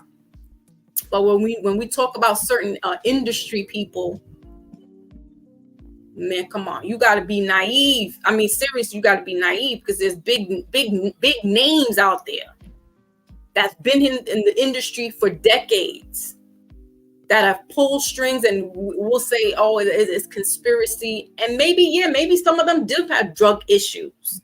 And we can't wrap our head around it, because we're like, nah, they was fighting the machine 20 years ago. So I'm going to still keep an open mind about certain things and just kind of side eye certain people, because, we grew up, I'm 47.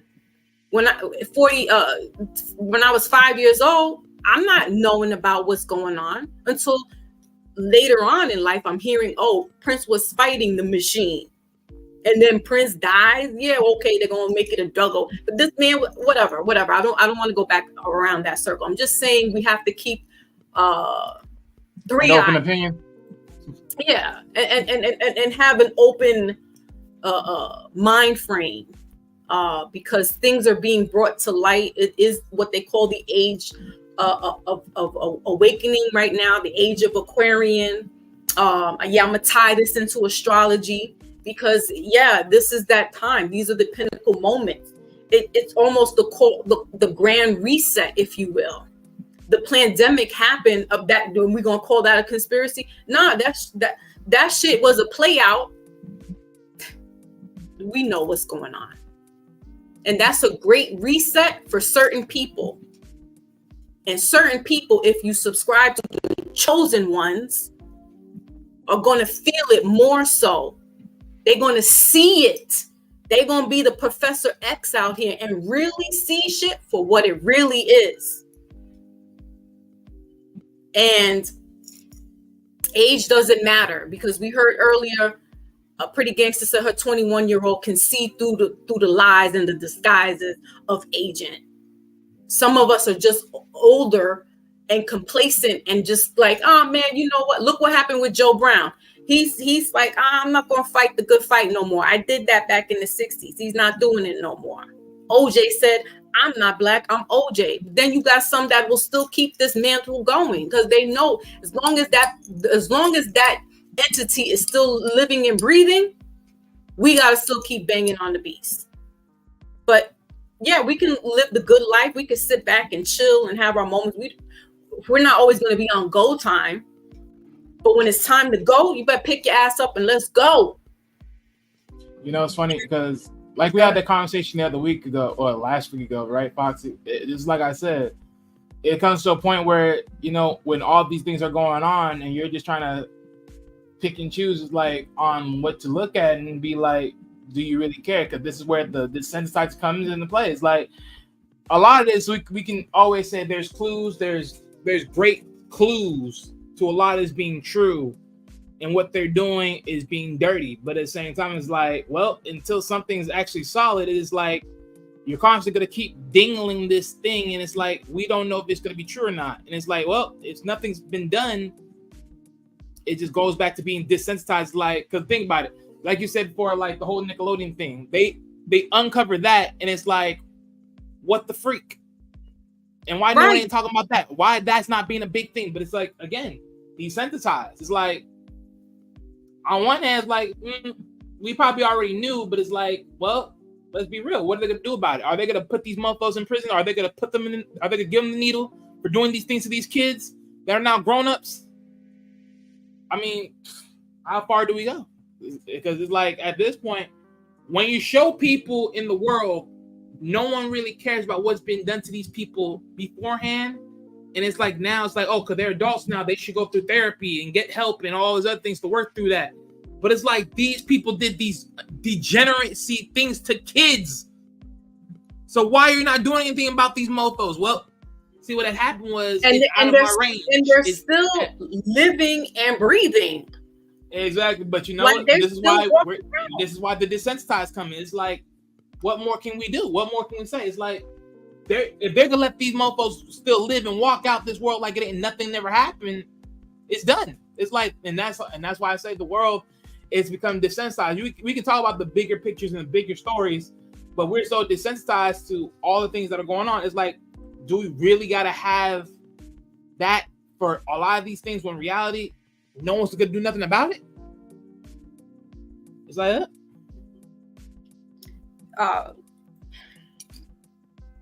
let's just say, yeah, like Black Moses said, the boogeyman in the closet. Let's just say that the boogeyman is got lots of tentacles and money to back all that shit up. And so, yeah, it's unfortunate that's under the table, you know, contracts, the NDAs. That's why I'm like, the same thing, like how, you know, K-Dot, he's exposing Drake about being, you know what? Right. But it's like, again, hey, if that's the case, where's all the people coming out? Because this should be the right time.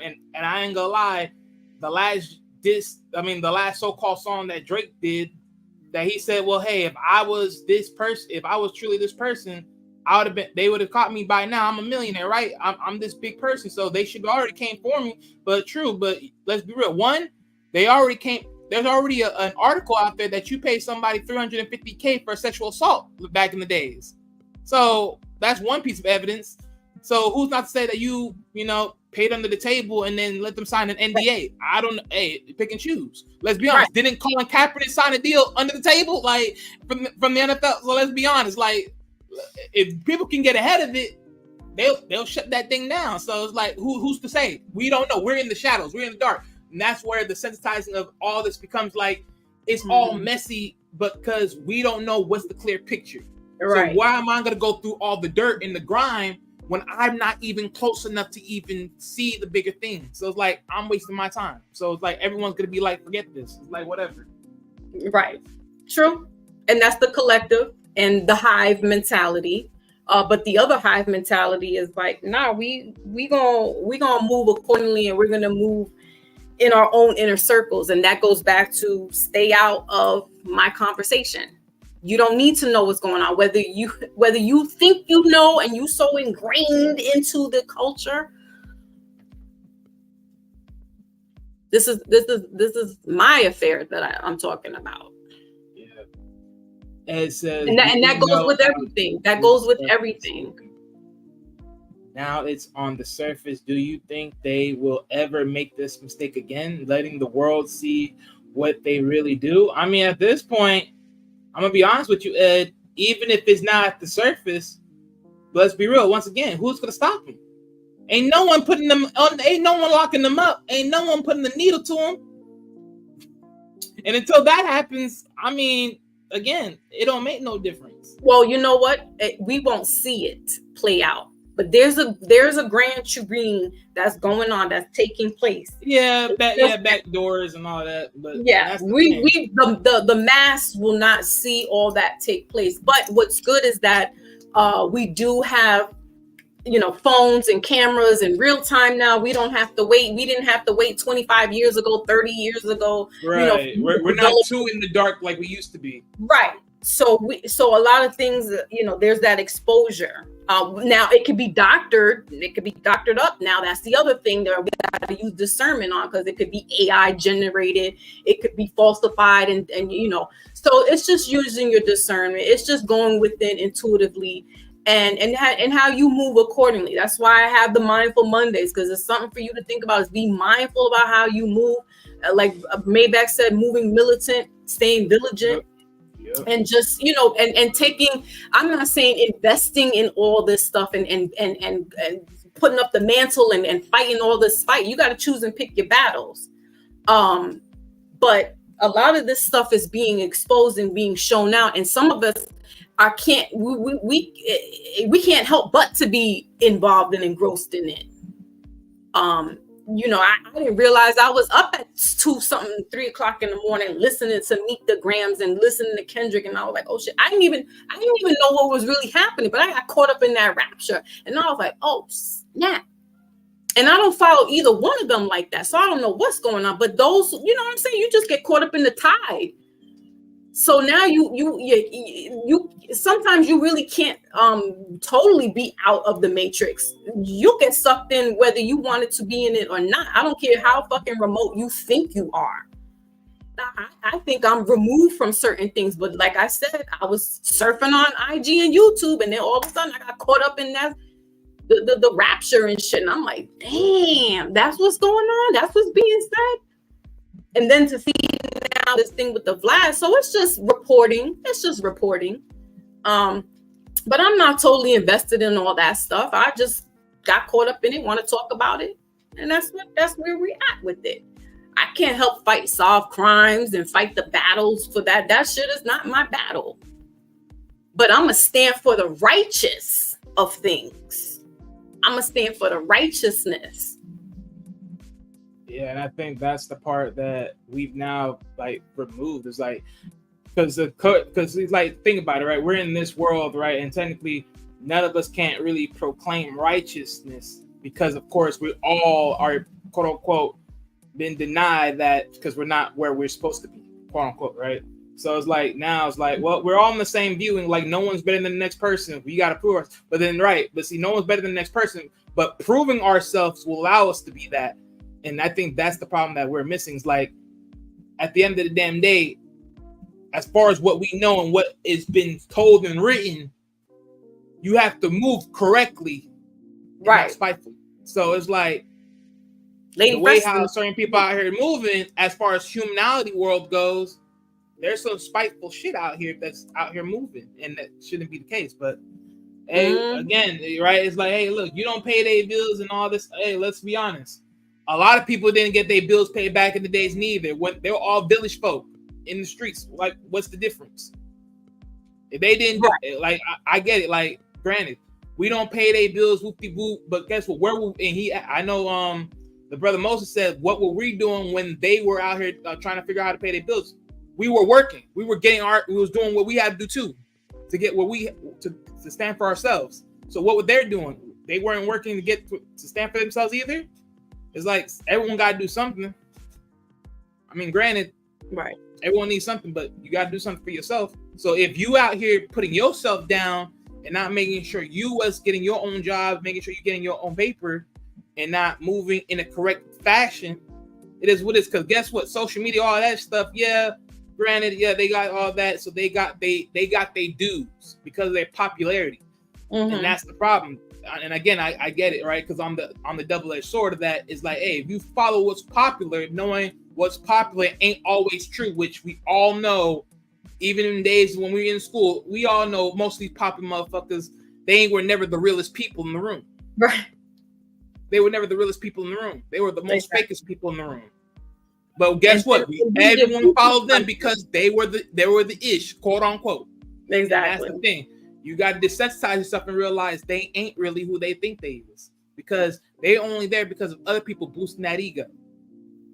In reality, they're just nothing but everybody else trying to make them seem bigger, but they're getting the attention and the validation from others.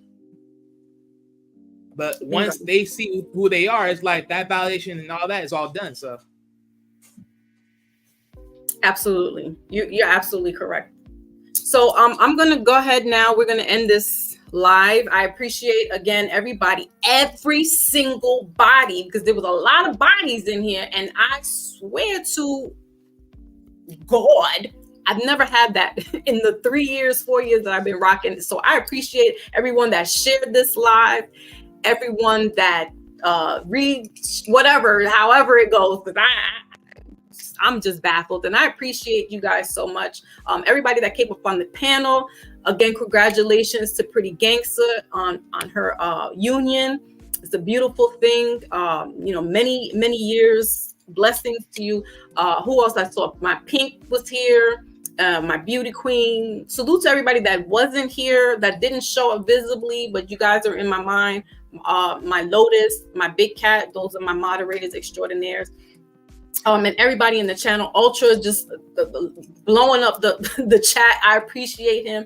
My brother Pinero from the UK. I know he has some words of wisdom as well. Brother Maybach, I was waiting for him to come through and chime in. Wally, you of course always supporting. Kelly, I saw you in there as well. Man, so many in the chat, and I don't want to miss anybody. Ed, appreciate you. Black Meezy, again, appreciate your standpoint and your pushback. Who else? I don't want to miss anybody, but I know I'm probably going to be missing a lot of people because it was a lot, and I'm just again so overwhelmed. Like, I really appreciate that. And yeah, man, catch you guys on the flip side. Be mindful in these days and ages. Because it's a really peculiar moment in time. If you subscribe to esoteric and celestial things that are happening out there, don't forget we just had an eclipse. Right, a solar eclipse that hit the states. So a lot of stuff that I mean, it's bigger than Vlad. although it's in conjunct with a lot of stuff, a lot of exposure. It's parasites being exposed. It's Mother Earth, Gaia, shaking off the parasites that are here that need to be exposed so that we can see things in its full glory. It's a great time to be alive as well, because I mean, shoot, we haven't, those who are part of that celestial enchilada, you know, it's a great time, and you can see these things, and you can fluff your spiritual feathers out and move and use all the stuff that God has been giving you so far to put this into fruition, right? Your manifestation starting to come through before your very eyes. But be discerning, using discernment, walking with protection, not just physical protection, but spiritual protection, asking for your ancestors to come through and covenant your family, because there are entities out here that are preying on you as well. Not to sound pseudo or spooky or scary, but that's the matter of fact of things, especially if you are what we want to call the chosen ones, right? There are those entities that are circling around. Think about Daniel in the lion's den, where you had the lions circling around Daniel, who is one of the chosen, who's the bloodline of David. And I don't want to go on and on and on, but that is what it is. And we're in those times now. So when you see these celestial things taking place, just sit with yourself for a moment, reflect on the times, reflect on what you're seeing, what malware you need to get rid of, and what positivity you need to put into you, right? Getting out into nature, also decompressing from the social media, not getting wrapped up into the nonsense of things, right? But really organically getting out there into the sunlight when you can, putting your feet to the ground, literally taking your shoes off and tapping into that grass so you could be connected with earth. You can be connected as one, because you are organically part of this earth. And again, with those chosen ones, that shit is going to be shaking off. Where you walk, the ground shakes, right? I'm getting biblical because I'm getting tapped in, because that's what it is. And that's really what's going on right now. It's the haves and the have not. The meek shall inherit the earth. And so, yeah, you're going to have the Fugazis, you're going to have the true Hebrews coming in and speaking through. And you're going to think that this is fun and it's games. But these are the real chosen ones that are coming through, and they're speaking. You may not get tapped in, and you're going to get sideswiped with the rapture. But trust me, this is a great time to be alive every day, any day. But more specifically during this time, because things are being revolved. This is revelation in its finest. Not the revelation of your grandmama's Bible, but the revelation of our time, the right now, the now time. And holding fast to your loved ones, and not holding animosity towards those that don't understand, that don't understand, that don't want to understand. It's just nodding your head and saying, okay, and keep it moving, because you are on a different path and a different trajectory than everyone else. Your hive is somewhere where your kinfolk is at. When I say kinfolk, don't necessarily mean skinfolk. But I said in 2021, you better set trip, get with your clique, because this is the time. And yeah, we're going to have to draw the line in the sand with certain people. And it may be blood. But that's the only way we're going to evolve, when we start shedding off certain people, places, and things in our lives. And with that, I bid you adieu. Peace. Catch you on the flip side, y'all.